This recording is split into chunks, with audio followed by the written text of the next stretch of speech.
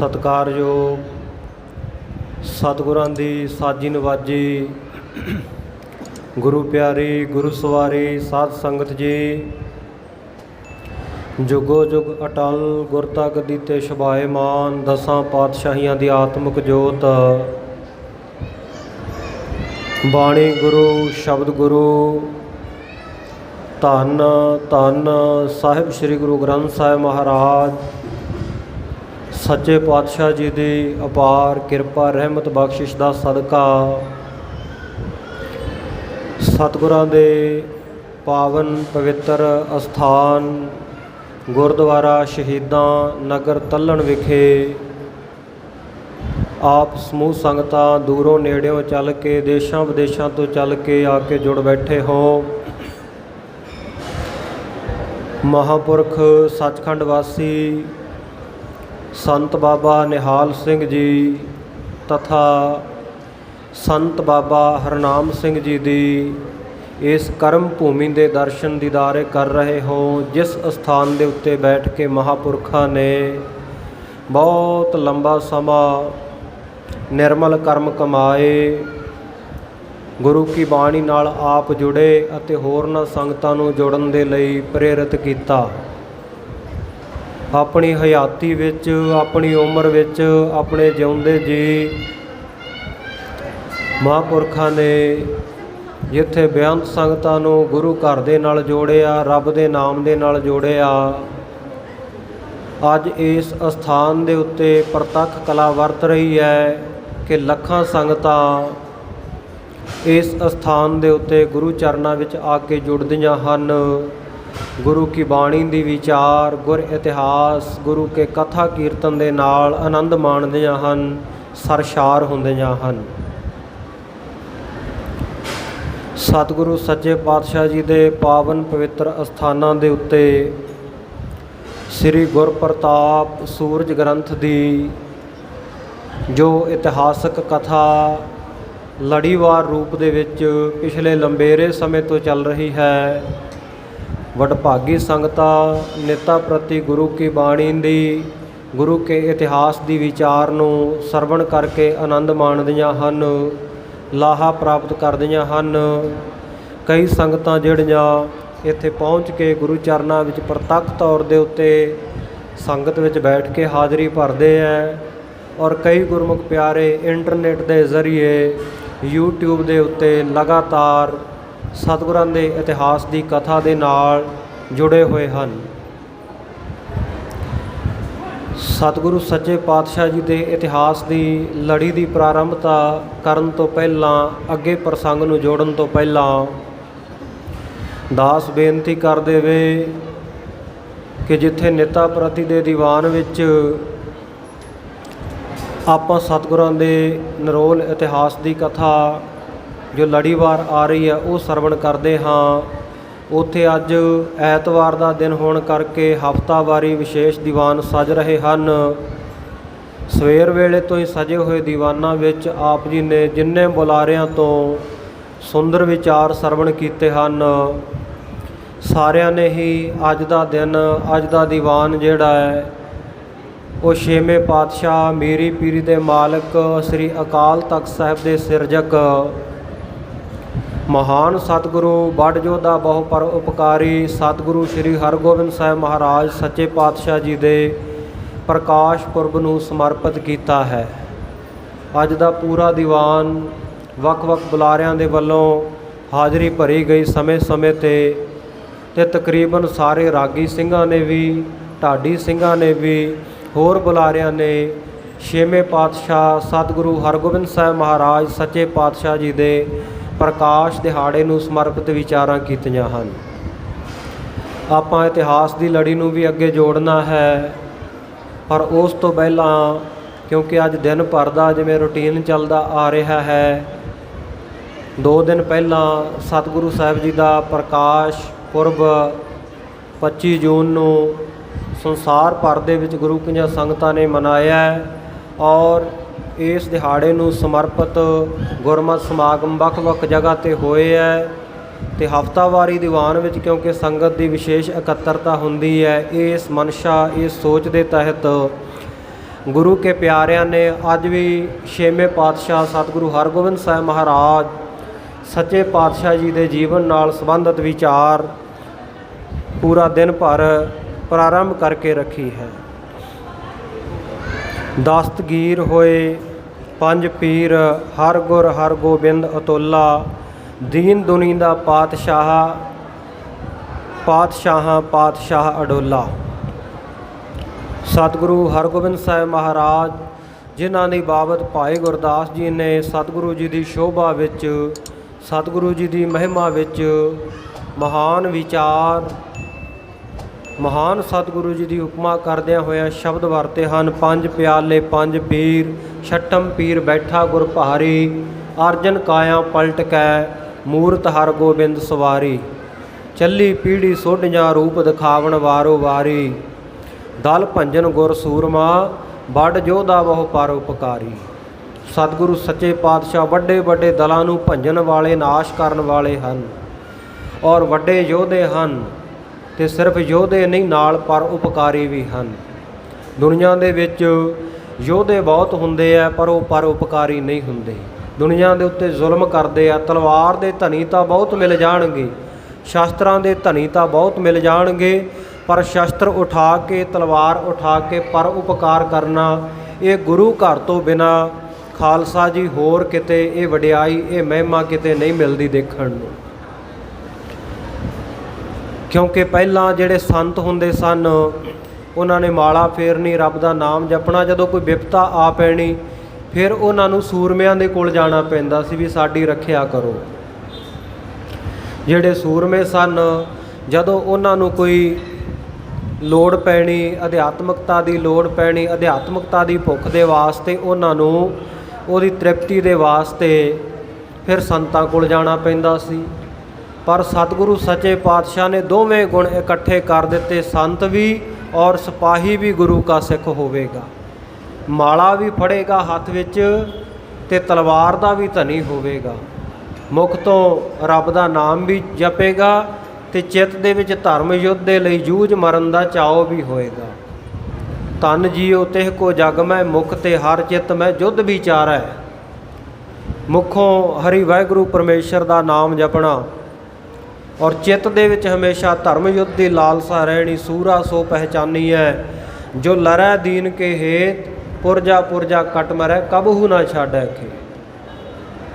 गुरु का सिख संत भी और सिपाही भी। पंजवें जामे विच सतगुरु सच्चे पातशाह जी की शांतमई शहादत तो बाद छेवें पातशाह जी ने गुरता गद्दी ते बहिंदे ही दो तलवारां धारण कीतियां। दो तलवारी बधियां, एक मीरी दी, एक पीर दी, एक अजमत दी, एक राज दी, एक राखी करे वजीर दी।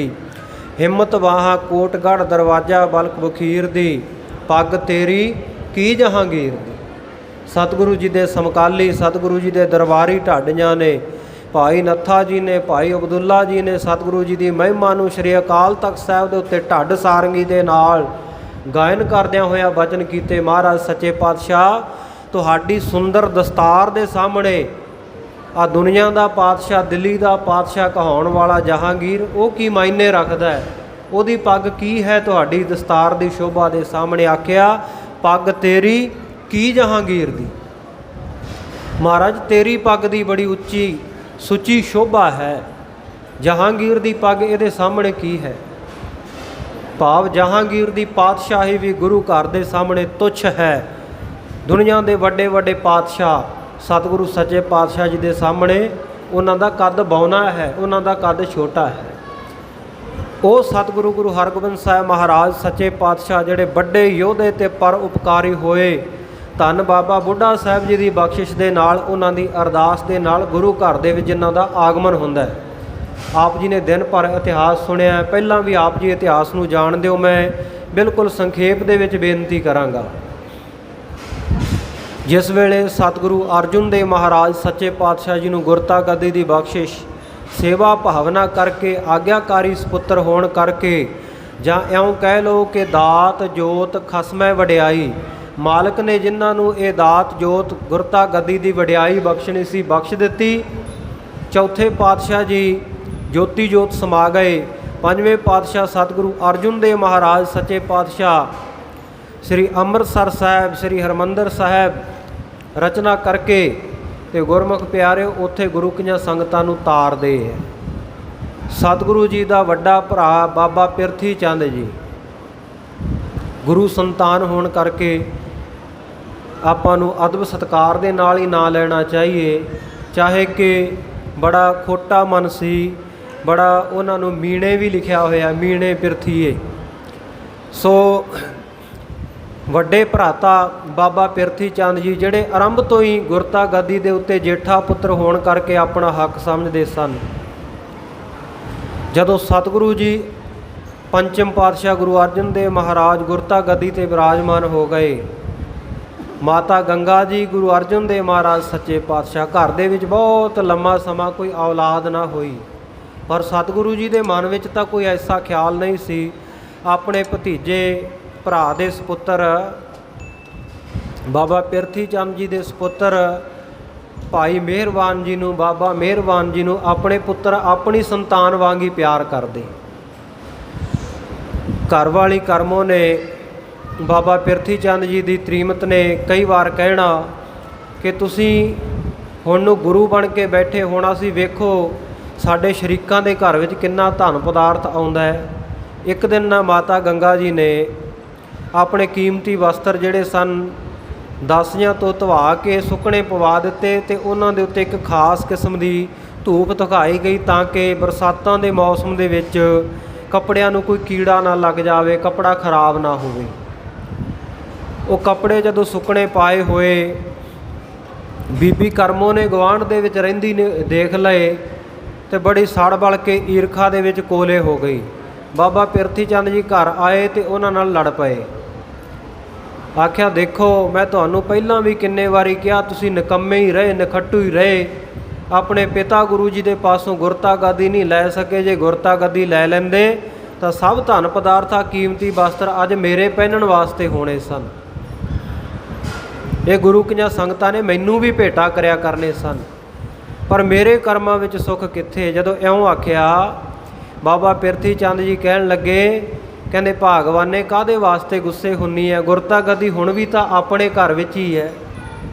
ਕੀ ਹੋਇਆ, ਮੇਰਾ ਛੋਟਾ ਭਰਾ ਗੁਰੂ ਅਰਜਨ ਗੁਰੂ ਬਣ ਗਿਆ, ਗੁਰਤਾ ਗੱਦੀ 'ਤੇ ਬਿਰਾਜਮਾਨ ਹੋ ਗਿਆ। ਆਖਿਆ ਉਹਨਾਂ ਦੇ ਘਰ ਕਿਹੜਾ ਕੋਈ ਔਲਾਦ ਹੈ, ਉਹਨਾਂ ਦੇ ਘਰ ਕਿਹੜਾ ਕੋਈ ਸੰਤਾਨ ਹੈ ਵੀ ਗੁਰਤਾ ਗੱਦੀ ਅਗਾਂਹ ਦੇ ਦੇਣਗੇ।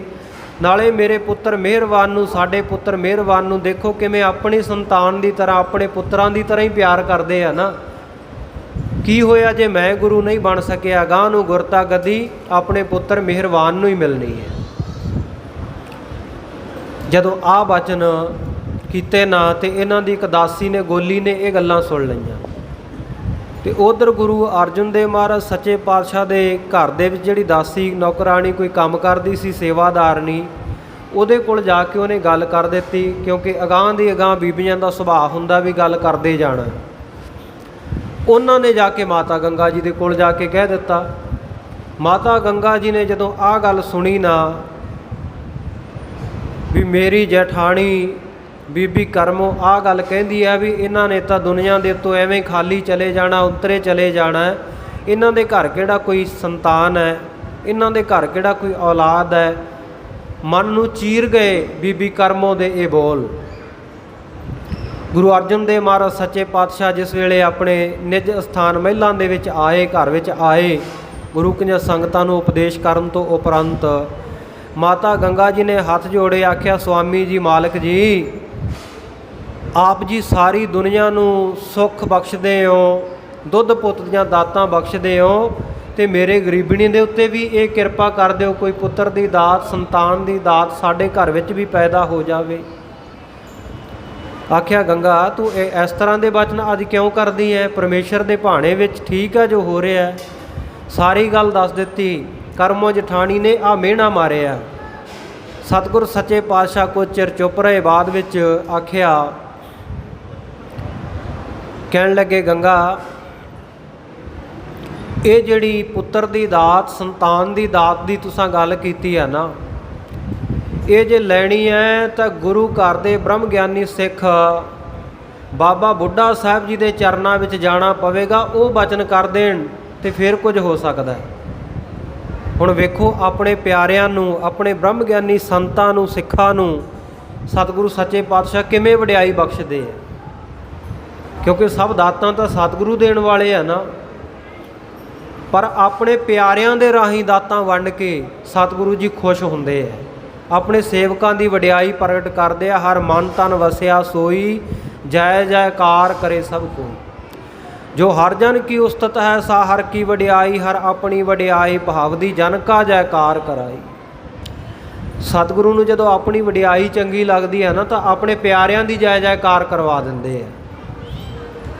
ਸੋ ਆਪ ਜੀ ਇਤਿਹਾਸ ਨੂੰ ਜਾਣਦੇ ਆ, ਸੰਖੇਪ ਕਰੀਏ ਕਿਉਂਕਿ ਲੜੀਵਾਰ ਕਥਾ ਵੀ ਆਪਾਂ ਅੱਗੇ ਕਰਨੀ ਹੈ। ਮਾਤਾ ਗੰਗਾ ਜੀ ਸਤਿਗੁਰੂ ਜੀ ਦੀ ਦੱਸੀ ਹੋਈ ਮਿੱਤ ਮਰਿਆਦਾ ਦੇ ਮੁਤਾਬਕ ਆਪ ਹੱਥੀਂ ਉਹਨਾਂ ਨੇ ਚੱਕੀ ਦੇ ਵਿੱਚ ਛੋਲਿਆਂ ਦਾ ਅਤੇ ਕਣਕ ਦਾ ਆਟਾ ਪੀਸਿਆ, ਦੋਵਾਂ ਨੂੰ ਮਿਲਾ ਕੇ ਮਿੱਸੇ ਪ੍ਰਸ਼ਾਦੇ ਲਾਹੇ, ਐਂ ਘਿਓ ਦੇ ਨਾਲ ਸਨਿਗਧ ਕਰਕੇ ਥੋੜ੍ਹਾ ਜਿਹਾ ਵਿੱਚ ਲੂਣ ਪਾ ਕੇ, ਜਿਵੇਂ ਗੁਰੂ ਅਰਜਨ ਦੇਵ ਮਹਾਰਾਜ ਨੇ ਦੱਸਿਆ ਸੀ, ਲੱਸੀ ਰਿੜਕਿਓ ਵਧੀਆ ਗਾੜੀ, ਥੋੜ੍ਹੀ ਜਿਹੀ ਖੱਟੀ ਹੋਵੇ ਅਤੇ ਉਹ ਬਾਬਾ ਜੀ ਵਾਸਤੇ ਲੈ ਕੇ ਜਾਇਓ। ਅਤੇ ਇਸੇ ਪ੍ਰਕਾਰ ਦਹੀਂ ਲੈ ਕੇ ਗਏ, ਨਾਲ ਆਖਿਆ ਸੀ ਗੰਗਾ ਥੋੜ੍ਹੇ ਜਿਹੇ ਗੰਢੇ ਵੀ ਲੈ ਜਾਈਂ 3-4। ਬਾਬਾ ਜੀ ਬੜੇ ਖੁਸ਼ ਹੋ ਕੇ ਛਕਣਗੇ। ਭਾਵਨਾ ਨਾਲ ਜਾਈ, ਨਿਮਰਤਾ ਦੇ ਨਾਲ ਜਾਈ, ਕਿਉਂਕਿ ਇਤਿਹਾਸ ਵਿੱਚ ਐਸਾ ਵੀ ਜ਼ਿਕਰ ਹੈ, ਮਾਤਾ ਜੀ ਪਹਿਲਾਂ ਗਏ ਰੱਥਾਂ ਘੋੜਿਆਂ ਦੇ ਉੱਤੇ ਚੜ੍ਹ ਕੇ, ਬਾਬਾ ਬੁੱਢਾ ਸਾਹਿਬ ਜੀ ਦਾ ਸਹਿਜ ਸੁਭਾਏ ਬਚਨ ਹੋ ਗਿਆ ਵੀ ਆਹ ਕੌਣ ਆ ਰਿਹਾ। ਸੇਵਕ ਨੇ, ਦਾਸ ਨੇ ਆਖਿਆ ਬਾਬਾ ਜੀ ਗੁਰੂ ਕੇ ਆ ਰਹੇ ਹੈ। ਸਹਿਜ ਸੁਭਾਏ ਬਚਨ ਕਰ ਦਿੱਤਾ ਵੀ ਗੁਰੂ ਕਿਆਂ ਨੂੰ ਕੀ ਭਾਜੜਾਂ ਪਈਆਂ ਹੋਈਆਂ, ਸਾਰੇ ਜਾਨਵਰ ਡਰਾਤੇ। ਮਾਤਾ ਗੰਗਾ ਜੀ ਉਸ ਵੇਲੇ ਮੁੜ ਆਏ ਸਨ। ਗੁਰੂ ਅਰਜਨ ਦੇਵ ਮਹਾਰਾਜ ਨੂੰ ਆ ਕੇ ਦੱਸਿਆ, ਆਖਿਆ ਬ੍ਰਹਮ ਗਿਆਨੀ ਦਾ ਬਚਨ ਹੁਣ ਇਹ ਅਟਲ ਰਹੇਗਾ, ਭਾਜੜਾਂ ਤਾਂ ਪੈਣਗੀਆਂ ਗੁਰੂ ਘਰ ਵਿੱਚ ਇੱਕ ਵਾਰ, ਪਰ ਤੁਸੀਂ ਦੁਬਾਰਾ ਜਾਓ ਇਸ ਤਰੀਕੇ। ਜਦੋਂ ਮਾਤਾ ਗੰਗਾ ਜੀ ਦੁਬਾਰਾ ਗਏ, ਅੰਮ੍ਰਿਤ ਵੇਲੇ ਉੱਠੇ, ਚੱਕੀ ਪੀਸੀ, ਹੱਥੀਂ ਆਟਾ ਪੀਸ ਕੇ ਪ੍ਰਸ਼ਾਦੇ ਲਾ ਕੇ ਐਨ ਘਿਓ ਦੇ ਨਾਲ ਚੋਪੜ ਕੇ, ਚੰਗਾ ਦਹੀਂ ਮੱਖਣ ਨਾਲ ਲੈ ਕੇ, ਗੰਢੇ ਨਾਲ ਲੈ ਕੇ ਗਏ। ਸਿਰ ਦੇ ਉੱਤੇ ਸਭ ਕੁਝ ਰੱਖਿਆ, ਨਾਲ ਕੋਈ ਠਾਠ ਬਾਠ ਨਹੀਂ ਲੈ ਕੇ ਗਏ। ਆਰਾਮ ਦੇ ਨਾਲ ਵੱਟੇ ਵੱਟ ਮਾਤਾ ਜੀ ਤੁਰੇ ਜਾਂਦੇ। ਦੂਰੋਂ ਬਾਬਾ ਬੁੱਢਾ ਸਾਹਿਬ ਜੀ ਨੇ ਵੇਖ ਲਏ ਗੁਰੂ ਕੇ ਮਹਿਲ ਆ ਰਹੇ ਹੈ, ਸਤਿਕਾਰ ਵਜੋਂ ਉੱਠ ਖੜੇ ਹੋਏ, ਦੂਰੋਂ ਹੀ ਆਵਾਜ਼ਾਂ ਮਾਰਦੇ ਆ ਨਮਸਕਾਰ ਕਰਕੇ, ਮਾਤਾ ਜੀ ਆ ਜਾਓ। ਮਾਵਾਂ ਨੂੰ ਫਿਕਰ ਹੁੰਦਾ ਪੁੱਤਰ ਨੂੰ ਭੁੱਖ ਲੱਗੀ ਹੈ, ਬੜੀ ਭੁੱਖ ਲੱਗੀ ਹੈ, ਜਲਦੀ ਨਾਲ ਪ੍ਰਸ਼ਾਦਾ ਲੈ ਕੇ ਆਓ। ਮਾਤਾ ਜੀ ਗਏ, ਸਿਰ ਦੇ ਉੱਤੋਂ ਪ੍ਰਸ਼ਾਦਿਆਂ ਵਾਲਾ ਉਹ ਬੋਹਣਾ ਛਿੱਕੂ ਉਤਾਰਿਆ। ਬਾਬਾ ਬੁੱਢਾ ਸਾਹਿਬ ਜੀ ਨੇ ਜਲਦੀ ਜਲਦੀ ਪ੍ਰਸ਼ਾਦੇ ਫੜੇ, ਮਾਤਾ ਜੀ ਪਰੋਸ ਰਹੇ ਆ, ਅੱਗੇ ਰੱਖ ਦਿੱਤੇ। ਬਾਬਾ ਬੁੱਢਾ ਸਾਹਿਬ ਜੀ ਬੜੇ ਉਤਸ਼ਾਹ ਚਾਅ ਦੇ ਨਾਲ ਆਖਿਆ, ਮਾਤਾ ਤੂੰ ਰੱਖਾ ਥਾਲ ਦੇ ਵਿੱਚ ਪ੍ਰਸ਼ਾਦਾ, ਅਤੇ ਮੈਂ ਉਨੀ ਦੇਰ ਤੱਕ ਆ ਗੰਢਾ ਭੰਨ ਲਵਾਂ। ਬਾਬਾ ਬੁੱਢਾ ਸਾਹਿਬ ਜੀ ਨੇ, ਗੁਰਮੁਖ ਪਿਆਰਿਓ, ਉਸ ਵੇਲੇ ਗੰਢਾ ਆਪਣੇ ਗੋਡੇ ਦੇ ਉੱਤੇ ਰੱਖਿਆ, ਇੱਕ ਹੱਥ ਨਾਲ ਗੰਢੇ ਨੂੰ ਫੜਿਆ ਅਤੇ ਦੂਜੇ ਹੱਥ ਨਾਲ ਪੂਰੇ ਜ਼ੋਰ ਦੀ ਉਹ ਗੰਢੇ ਦੇ ਉੱਤੇ ਹੱਥ ਮਾਰਿਆ।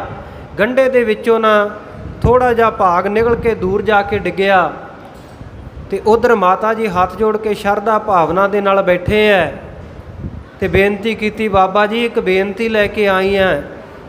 ਅਤੇ ਬਾਬਾ ਬੁੱਢਾ ਸਾਹਿਬ ਜੀ ਕਹਿਣ ਲੱਗੇ, ਮਾਤਾ ਤੁਹਾਡੀ ਬੇਨਤੀ ਪ੍ਰਵਾਨ ਹੈ, ਤੁਹਾਡੀ ਭਾਵਨਾ ਗੁਰੂ ਨਾਨਕ ਸਾਹਿਬ ਪੂਰੀ ਕਰਨਗੇ। ਤੁਹਾਡੇ ਘਰ ਦੇ ਵਿੱਚ ਐਸਾ ਮਹਾਬਲੀ ਪੁੱਤਰ ਪੈਦਾ ਹੋਵੇਗਾ, ਜਿਵੇਂ ਮੈਂ ਆ ਗੰਢਾ ਭੰਨਿਆ ਨਾ, ਐਵੇਂ ਮੁਗਲਾਂ ਦੇ, ਐਵੇਂ ਤੁਰਕਾਂ ਦੇ ਦੁਸ਼ਮਣਾਂ ਦੇ ਸਿਰਾਂ ਨੂੰ ਭੰਨਿਆ ਕਰੇਗਾ। ਬੋਲੋ ਸਤਨਾਮ। ਬਾਬਾ ਬੁੱਢਾ ਸਾਹਿਬ ਜੀ ਨੇ ਖੁਸ਼ ਹੋ ਕੇ ਬਚਨ ਕਰ ਦਿੱਤੇ। ਅਤੇ ਗੁਰਮੁਖ ਪਿਆਰਿਓ, ਜਿਹੜੇ ਇਹ ਬਚਨ ਬਾਬਾ ਬੁੱਢਾ ਸਾਹਿਬ ਜੀ ਨੇ ਮਾਤਾ ਜੀ ਨੂੰ ਕੀਤੇ ਨਾ, ਇਤਿਹਾਸ ਵਿੱਚ ਐਸਾ ਜ਼ਿਕਰ ਆਉਂਦਾ ਹੈ ਕਿ ਇਹ ਬਚਨ ਜਿਹੜੇ ਸਨ ਨਾ 21 ਅੱਸੂ ਸੰਮਤ 1651 ਨੂੰ ਬਾਬਾ ਬੁੱਢਾ ਸਾਹਿਬ ਜੀ ਨੇ ਮਾਤਾ ਗੰਗਾ ਜੀ ਨੂੰ ਕੀਤੇ। ਉਸ ਤੋਂ ਅਗਲੇ ਵਰੇ 1652 ਬਿਕਰਮੀ ਸੰਮਤ ਦੇ ਵਿੱਚ ਸਤਿਗੁਰੂ ਹਰਗੋਬਿੰਦ ਸਾਹਿਬ ਮਹਾਰਾਜ ਜੀ ਦਾ ਗੁਰੂ ਘਰ ਦੇ ਵਿੱਚ ਜਨਮ ਹੁੰਦਾ ਹੈ। ਮੈਂ ਦੁਨਿਆਵੀ ਸ਼ਬਦ ਜਨਮ ਵਰਤਣ ਲੱਗਿਆ, ਸਤਿਗੁਰਾਂ ਦਾ ਪ੍ਰਕਾਸ਼ ਆਗਮਨ ਕਹਿ ਲਓ। ਸਤਿਗੁਰੂ ਸੱਚੇ ਪਾਤਸ਼ਾਹ ਜੀ ਪ੍ਰਗਟੇ ਗੁਰਬਾਣੀ ਵਿੱਚ ਸਤਿਗੁਰੂ ਸੱਚੇ ਪਾਤਸ਼ਾਹ ਜੀ ਨੇ ਇਹ ਬਚਨ ਅੰਕਿਤ ਕੀਤੇ ਹਨ ਗੁਰਬਾਣੀ ਵਿੱਚ, ਸਤਿਗੁਰ ਸੱਚ ਹੈ ਦੀਆ ਭੇਜ, ਚਿਰ ਜੀਵਨ ਉਪਜਿਆ ਸੰਜੋਗ। ਉਧਰੈ ਮੈਂ ਆਏ ਕੀਆ ਨਿਵਾਸ, ਮਾਤਾ ਕੈ ਮਨ ਬਹੁਤ ਵਿਗਾਸ, ਦਸੀ ਮਾਸੀ ਹੁਕਮ ਬਾਲਕ ਜਨਮ ਲੀਆ। ਬਾਬਾ ਜੀ ਦੇ ਬਚਨ ਕਰਨ ਤੋਂ 10 ਮਹੀਨਿਆਂ ਬਾਅਦ ਗੁਰੂ ਘਰ ਦੇ ਵਿੱਚ ਗੁਰੂ ਅਰਜਨ ਦੇਵ ਮਹਾਰਾਜ ਸੱਚੇ ਪਾਤਸ਼ਾਹ ਜੀ ਦੇ ਗ੍ਰਹਿ ਵਿਖੇ ਮਾਤਾ ਗੰਗਾ ਜੀ ਦੀ ਕੁੱਖ ਤੋਂ 6ਵੇਂ ਪਾਤਸ਼ਾਹ ਜੀ ਦਾ ਜਨਮ ਹੋਇਆ। ਹਰਿਮੰਦਰ ਸਾਹਿਬ ਵਿਖੇ ਅਰਦਾਸ ਕਰਵਾਈ ਗਈ। ਜੋ ਹੁਕਮਨਾਮਾ ਗੁਰੂ ਕੀ ਬਾਣੀ ਦਾ ਆਇਆ, ਬਾਬਾ ਬੁੱਢਾ ਸਾਹਿਬ ਜੀ ਨੇ ਨਾਮਕਰਨ ਕੀਤਾ। ਬਾਬਾ ਬੁੱਢਾ ਸਾਹਿਬ ਜੀ ਨੇ ਨਾਮ ਰੱਖਿਆ। ਤੇ ਪਿਆਰਿਓ, ਇਹ ਗੁਰੂ ਘਰ ਦੀ ਮਰਿਆਦਾ ਹੈ। ਬੱਚੇ ਦਾ ਜਨਮ ਹੁੰਦਾ ਨਾ, ਜਨਮ ਦੇ ਸਮੇਂ ਗੁਰਮਤ ਅਨੁਸਾਰ ਗੁੜਤੀ ਦੇਣੀ ਆਮ ਪਿੰਡਾਂ ਦੇ ਵਿੱਚ ਇਹ ਰਿਵਾਜ ਪ੍ਰਚਲਿਤ ਹੁੰਦੇ ਸਨ ਪਹਿਲਾਂ, ਕਿ ਜਿਹੜੀ ਸਭ ਤੋਂ ਲੰਮੀ ਉਮਰ ਦੀ ਬਜ਼ੁਰਗ ਮਾਤਾ ਹੋਵੇ ਉਹਦੇ ਹੱਥੋਂ ਗੁੜਤੀ ਦਵਾਉਂਦੇ। ਬੱਚੇ ਦੇ ਮੁੱਖ ਨੂੰ ਕੋਈ ਨਾ ਕੋਈ ਮਿੱਠਾ, ਕੋਈ ਗੁੜ ਸ਼ੱਕਰ ਮਿਸ਼ਰੀ ਇਤਿਆਦਿਕ ਸੁਹਾ ਦਿੰਦੇ ਜਾਂ ਸ਼ਹਿਦ ਚਟਾ ਦਿੰਦੇ ਥੋੜ੍ਹਾ ਜਿਹਾ। ਲੰਮੀ ਉਮਰ ਵਾਲੀ ਮਾਤਾ ਦੇ ਕੋਲੋਂ ਮਨਸ਼ਾ ਹੁੰਦੀ ਸੀ, ਭਾਵਨਾ ਹੁੰਦੀ ਸੀ ਕਿ ਸਾਡਾ ਪੁੱਤਰ, ਸਾਡਾ ਬੱਚਾ ਬੱਚੀ ਇਹ ਲੰਮੀ ਆਯੂ ਵਾਲਾ, ਦੀਰਘ ਆਯੂ ਵਾਲਾ ਹੋਵੇ। ਅੱਜ ਕੱਲ੍ਹ ਹਸਪਤਾਲਾਂ ਦੇ ਵਿੱਚ ਜਨਮ ਹੁੰਦੇ ਆ ਬੱਚਿਆਂ ਦੇ, ਬਹੁਤ ਘੱਟ ਜਿਹੜੇ ਡਿਲੀਵਰੀ ਕੇਸ ਪਿੰਡਾਂ ਦੇ ਵਿੱਚ, ਘਰਾਂ ਦੇ ਵਿੱਚ ਅੱਜ ਕੱਲ੍ਹ ਹੁੰਦੇ ਆ, ਨਹੀਂ ਤਾਂ ਤਕਰੀਬਨ ਹਸਪਤਾਲਾਂ ਦੇ ਵਿੱਚ। ਔਰ ਹਸਪਤਾਲਾਂ ਦੇ ਡਾਕਟਰ ਵੀ ਅੱਜ ਕੱਲ੍ਹ ਇੰਨੇ ਕੁ ਲਾਲਚੀ, ਮੈਂ ਸਾਰਿਆਂ ਦੀ ਗੱਲ ਨਹੀਂ ਕਰਦਾ, ਬਹੁਤੇ ਚੰਗੇ ਵੀ ਹੈ, ਪਰ ਬਹੁਤਾਤ ਇਹ ਹੈ ਕਿ ਸਜੇਰੀਅਨ ਤੋਂ ਬਿਨਾਂ ਕਿਸੇ ਬੱਚੇ ਦਾ ਜਨਮ ਨਹੀਂ ਅੱਜ ਕੱਲ੍ਹ ਹੁੰਦਾ।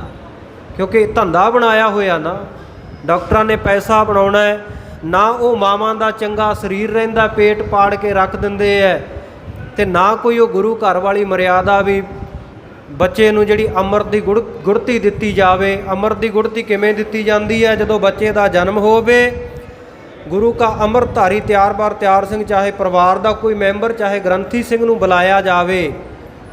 ਇੱਕ ਬਰਤਨ ਦੇ ਵਿੱਚ, ਸਰਬਲੋ ਦੇ ਬਰਤਨ ਦੇ ਵਿੱਚ ਉਹ ਥੋੜ੍ਹਾ ਜਿਹਾ ਜਲ ਪਾਇਆ ਜਾਵੇ, ਵਿੱਚ ਪਤਾਸੇ ਪਾਏ ਜਾਣ। ਸਰਬਲੋ ਦੀ ਸ੍ਰੀ ਸਾਹਿਬ ਦੇ ਨਾਲ ਉਹਨੂੰ ਜਿਵੇਂ ਅੰਮ੍ਰਿਤ ਤਿਆਰ ਹੁੰਦਾ ਉਸ ਤਰੀਕੇ ਹਿਲਾਇਆ ਜਾਵੇ। ਨਾਲ ਨਾਲ ਜਪਜੀ ਸਾਹਿਬ ਦਾ ਸੰਪੂਰਨ ਪਾਠ, ਆਨੰਦ ਸਾਹਿਬ ਦਾ ਪਾਠ ਕਰਕੇ ਉਪਰੰਤ ਅਰਦਾਸ ਕੀਤੀ ਜਾਵੇ ਸਤਿਗੁਰਾਂ ਦੇ ਸ਼ੁਕਰਾਨੇ ਦੀ। ਫਿਰ ਉਸ ਕਿਰਪਾਨ ਸ੍ਰੀ ਸਾਹਿਬ ਦੇ ਨਾਲ 5 ਬੂੰਦਾਂ ਬਾਲਕ ਦੇ ਮੁਖ ਦੇ ਵਿੱਚ ਪਾਈਆਂ ਜਾਣ। ਇਹਨੂੰ ਅੰਮ੍ਰਿਤ ਦੀ ਗੁੜਤੀ ਕਿਹਾ ਜਾਂਦਾ ਹੈ। ਗੁਰਸਿੱਖੀ ਨਿਯਮਾਂ ਦੇ ਮੁਤਾਬਕ ਹਰੇਕ ਸਿੱਖ ਨੂੰ ਇਹ ਮਰਿਆਦਾ ਧਾਰਨ ਕਰਨੀ ਚਾਹੀਦੀ ਹੈ। ਬੱਚੇ ਬੱਚੀ ਦੇ ਜਨਮ ਦੇ ਮੌਕੇ ਦੇ ਉੱਤੇ ਚੀਜ਼ਾਂ ਯਾਦ ਰੱਖਣ ਵਾਲੀਆਂ ਹੁੰਦੀਆਂ। ਸੋ ਬਾਕੀ ਦਾ ਜਿਹੜਾ ਰਹਿੰਦਾ ਅੰਮ੍ਰਿਤ, ਉਹ ਬੱਚੇ ਦੀ ਮਾਤਾ ਨੂੰ ਛਕਾ ਦਿੱਤਾ ਜਾਵੇ। ਫਿਰ ਜਦੋਂ ਮਾਤਾ ਤੁਰਨ ਯੋਗ ਹੋ ਜਾਵੇ, ਥੋੜ੍ਹੇ ਦਿਨਾਂ ਬਾਅਦ ਗੁਰੂ ਘਰ ਵਿਖੇ ਜਾਇਆ ਜਾਵੇ।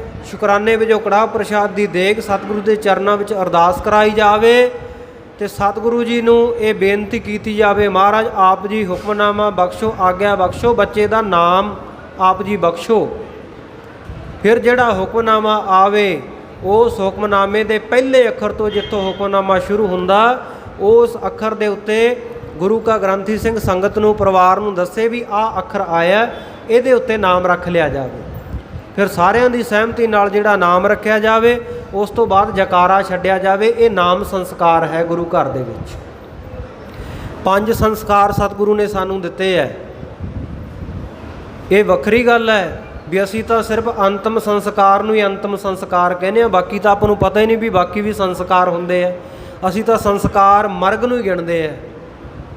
ਜਦੋਂ ਮਰਗ ਹੋ ਗਈ, ਕੋਈ ਪੁਰਾਣੀ ਚੜ੍ਹਾਈ ਕਰ ਗਿਆ, ਅਕਾਲ ਚਲਾਣਾ ਕਰ ਗਿਆ, ਉਹਦੇ ਸਰੀਰ ਨੂੰ ਅਗਨ ਭੇਟ ਕਰਨਾ, ਚੰਡਾ ਪ੍ਰਚੰਡ ਕਰਨਾ, ਉਹਨੂੰ ਆਪਾਂ ਕਹਿੰਦੇ ਹਾਂ ਸੰਸਕਾਰ, ਜਾਂ ਸਿੱਧੇ ਲਫ਼ਜ਼ਾਂ ਵਿੱਚ ਪੇਂਡੂ ਬੋਲੀ 'ਚ ਕਹਿੰਦੇ ਹਾਂ ਸੰਸਕਾਰ ਕੀਤਾ ਗਿਆ।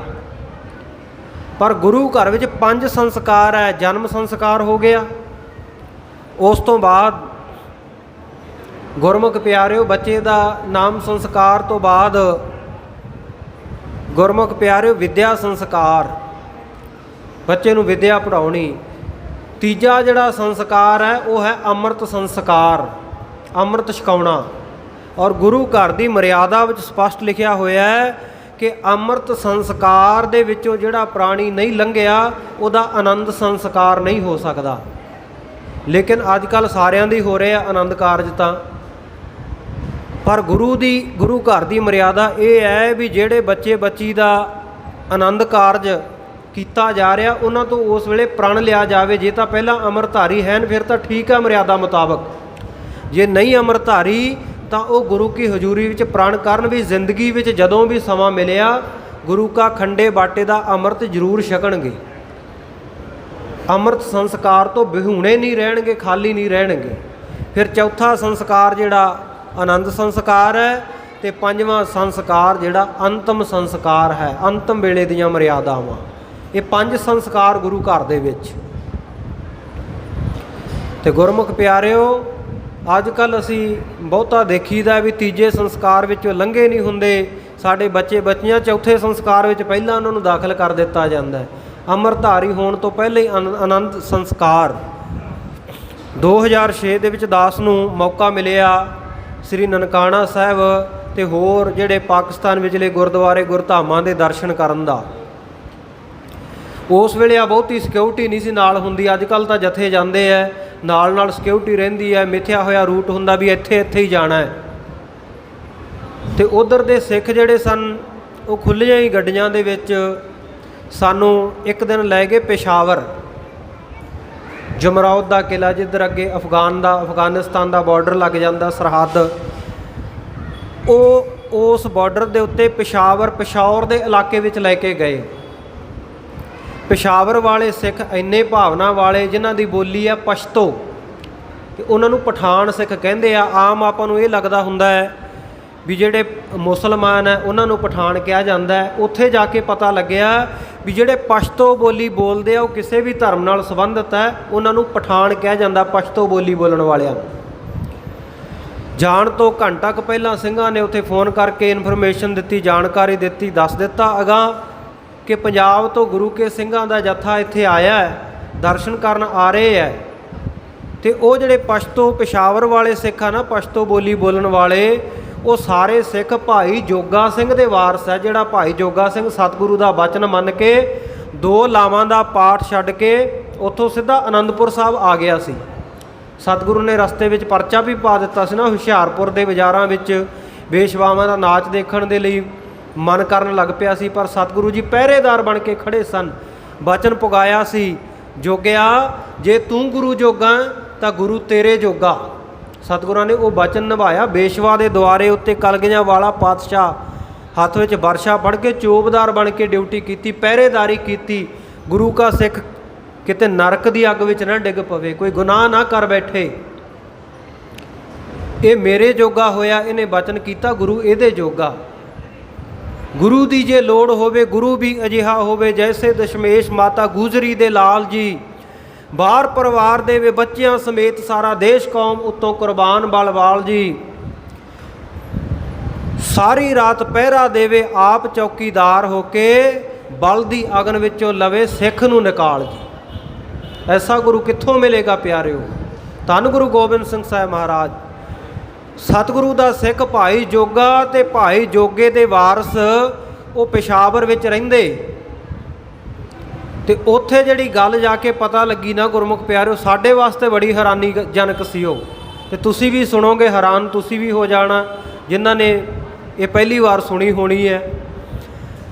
पेशावर वाले सिख जिन्नियां दे दर्शन कीते, उन्हां विचों एक भी केस कट्टे वाला सिख नहीं सी। बोलो सतनाम।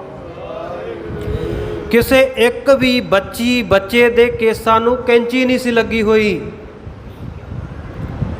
उन्होंने जानकारी दी, कहते बाबा जी साडे कुल दे विच, साडी वंश दे विच, साडे पठान सिखां दे विच ये मर्यादा है भी हर एक सिख बच्चा बच्ची वो साबत सूरत केसा धारी और अमृत धारी पहला हुंदा, बाद विच उहदे असीं आनंद कारज करदे ने।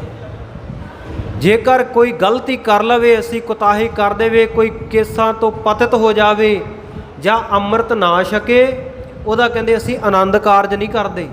ਉਹਨੂੰ ਅਸੀਂ ਬਰਾਦਰੀ ਵਿੱਚੋਂ ਛੇਕ ਦਿੰਦੇ ਹਾਂ ਵੀ ਗੁਰੂ ਕਾ ਨਹੀਂ ਬਣਿਆ ਤੇ ਸਾਡਾ ਕਿਵੇਂ ਬਣੇਗਾ। ਵੇਖੋ ਕਿੰਨੇ ਉਹ ਸਿੱਖ ਅਸੂਲਾਂ ਦੇ ਪੱਕੇ ਹੈ। ਕਹਿੰਦੇ ਜਿਹੜਾ ਤੀਜੇ ਸੰਸਕਾਰ ਵਿੱਚੋਂ ਆਨੰਦ ਸੰਸਕਾਰ ਦੇ ਵਿੱਚੋਂ ਨਹੀਂ ਲੰਘਿਆ, ਵਾਹਿਗੁਰੂ ਅੰਮ੍ਰਿਤ ਸੰਸਕਾਰ ਦੇ ਵਿੱਚੋਂ ਨਹੀਂ ਲੰਘਿਆ, ਉਹਦਾ ਅਸੀਂ ਚੌਥਾ ਸੰਸਕਾਰ ਆਨੰਦ ਸੰਸਕਾਰ ਕਰਦੇ ਹੀ ਨਹੀਂ। ਤੇ ਆਖਿਆ ਵੀ ਕਦੇ ਇਸ ਤਰ੍ਹਾਂ ਦਾ ਹੋਇਆ ਵੀ ਹੈ।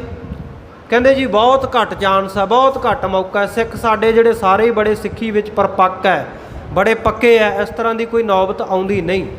ਤੇ ਜੇ ਆ ਜਾਵੇ ਫਿਰ ਅਸੀਂ ਕਹਿੰਦੇ ਬਰਾਦਰੀ ਵਿੱਚੋਂ ਸਿੱਖੀ ਦੇ ਵਿੱਚ ਹੀ ਉਹਨੂੰ ਛੇਕ ਦਿੰਦੇ ਹਾਂ।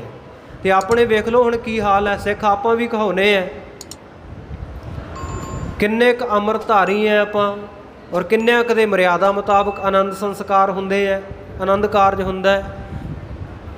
ਇਹੀ ਫਿਕਰ ਹੁੰਦਾ ਹੈ ਵੀ ਜੇ ਬੱਚੀ ਨੂੰ ਅੰਮ੍ਰਿਤ ਪਹਿਲਾਂ ਛਕਾ ਦਿੱਤਾ ਨਾ, ਪਤਾ ਨਹੀਂ ਅੰਮ੍ਰਿਤਧਾਰੀ ਸਿੰਘ ਮਿਲਣਾ ਕਿ ਨਹੀਂ, ਪਰਿਵਾਰ ਕੋਈ ਚੰਗਾ ਮਿਲਣਾ ਕਿ ਨਹੀਂ। ਅੱਜ ਕੱਲ੍ਹ ਤਾਂ ਖੈਰ ਥੋੜ੍ਹਾ ਜਿਹਾ ਹੁਣ ਫਰਕ ਪੈ ਗਿਆ, ਕਿਉਂਕਿ ਪਹਿਲਾਂ ਜਿਹੜੇ ਬਹੁਤਾ ਜ਼ਮੀਨਾਂ ਜਾਇਦਾਦਾਂ ਦੇਖ ਕੇ ਰਿਸ਼ਤੇ ਕਰਦੇ ਸਨ ਨਾ, ਅੱਜ ਸਾਰੇ ਜਹਾਨ ਦੀਆਂ ਅੱਖਾਂ ਖੁੱਲ੍ਹ ਗਈਆਂ ਵੀ ਜਿੱਥੇ ਬਹੁਤੀ ਜ਼ਮੀਨ ਜਾਇਦਾਦ ਹੋਵੇ ਨਾ, ਏਕ ਤਰਨ ਦੂਜੇ ਮਦੀ ਤੀਜੇ ਧਨ ਅਤ ਧਾਮ, ਪਾਪ ਕਰਨ ਤੇ ਕਿਉਂ ਬਚੈ ਬਚਾਵੈ ਰਾਮ। ਇੱਕ ਤਾਂ ਜ਼ਮੀਨ ਜਾਇਦਾਦ ਬਹੁਤੀ ਹੋਵੇ, ਉੱਤੋਂ ਜਵਾਨੀ ਹੋਵੇ। ਸੋ ਇਹ ਜਿਹੜੇ ਤਿੰਨੇ ਚਾਰੇ ਪ੍ਰਕਾਰ ਦੇ ਨਸ਼ੇ ਜਦੋਂ ਮਿਲ ਜਾਂਦੇ ਆ ਨਾ, ਤੇ ਫਿਰ ਪਾਪ ਕਰਨ ਤੋਂ ਮਨੁੱਖ ਕੋਈ ਵਿਰਲਾ ਹੀ ਬਚਦਾ।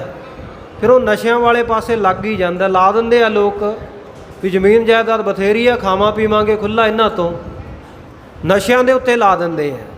ਅਤੇ ਅੱਜ ਕੱਲ੍ਹ ਤਾਂ ਬਹੁਤੇ ਗਾਉਣ ਵਾਲੇ ਵੀ ਨਸ਼ਿਆਂ ਨੂੰ ਪ੍ਰਮੋਟ ਕਰਦੇ ਆ, ਔਰ ਐਸੇ ਡੇਰਿਆਂ ਦੇ ਉੱਤੇ ਜਾ ਕੇ ਉਹਨਾਂ ਨੇ ਆਪਣੇ ਮਜਮੇ ਅਖਾੜੇ ਲਾਉਣੇ, ਜਿਹੜੇ ਲੋਕਾਂ ਨੂੰ ਤੰਬਾਕੂ ਦੇ ਸੂਟੇ ਲਾਉਣੇ ਸਿਖਾਉਂਦੇ ਆ, ਉਹਨਾਂ ਨੂੰ ਪ੍ਰਮੋਟ ਕਰੀ ਜਾਂਦੇ ਆ। ਤੁਹਾਡੇ ਸਾਹਮਣੇ ਹੀ ਆ ਸਭ ਕੁਝ, ਬਿਨਾਂ ਨਾਮ ਲਏ ਤੋਂ ਤੁਸੀਂ ਸਭ ਸਮਝਦੇ ਹੋ। ਬਿਰਲੇ ਆ ਜਿਹੜੇ ਗੁਰਮਤ ਅਨੁਸਾਰੀ ਹੋ ਕੇ ਗੁਰੂ ਕੇ ਸਿੱਖ ਚੱਲਦੇ ਆ, ਪਰ ਚੱਲਣਾ ਚਾਹੀਦਾ। ਸੋ ਗੁਰਮੁਖ ਪਿਆਰਿਓ, ਇਹ ਨਿਰਾਲੀ ਗੱਲ ਉੱਥੇ ਦੇਖੀ ਵੀ ਜਿਹੜਾ ਤੀਜੇ ਸੰਸਕਾਰ ਵਿੱਚੋਂ, ਅੰਮ੍ਰਿਤ ਸੰਸਕਾਰ ਵਿੱਚੋਂ ਨਹੀਂ ਲੰਘਿਆ, ਉਹਦਾ ਚੌਥਾ ਸੰਸਕਾਰ ਆਨੰਦ ਸੰਸਕਾਰ ਉਹ ਗੁਰੂ ਕੇ ਸਿੱਖ ਨਹੀਂ ਕਰਦੇ।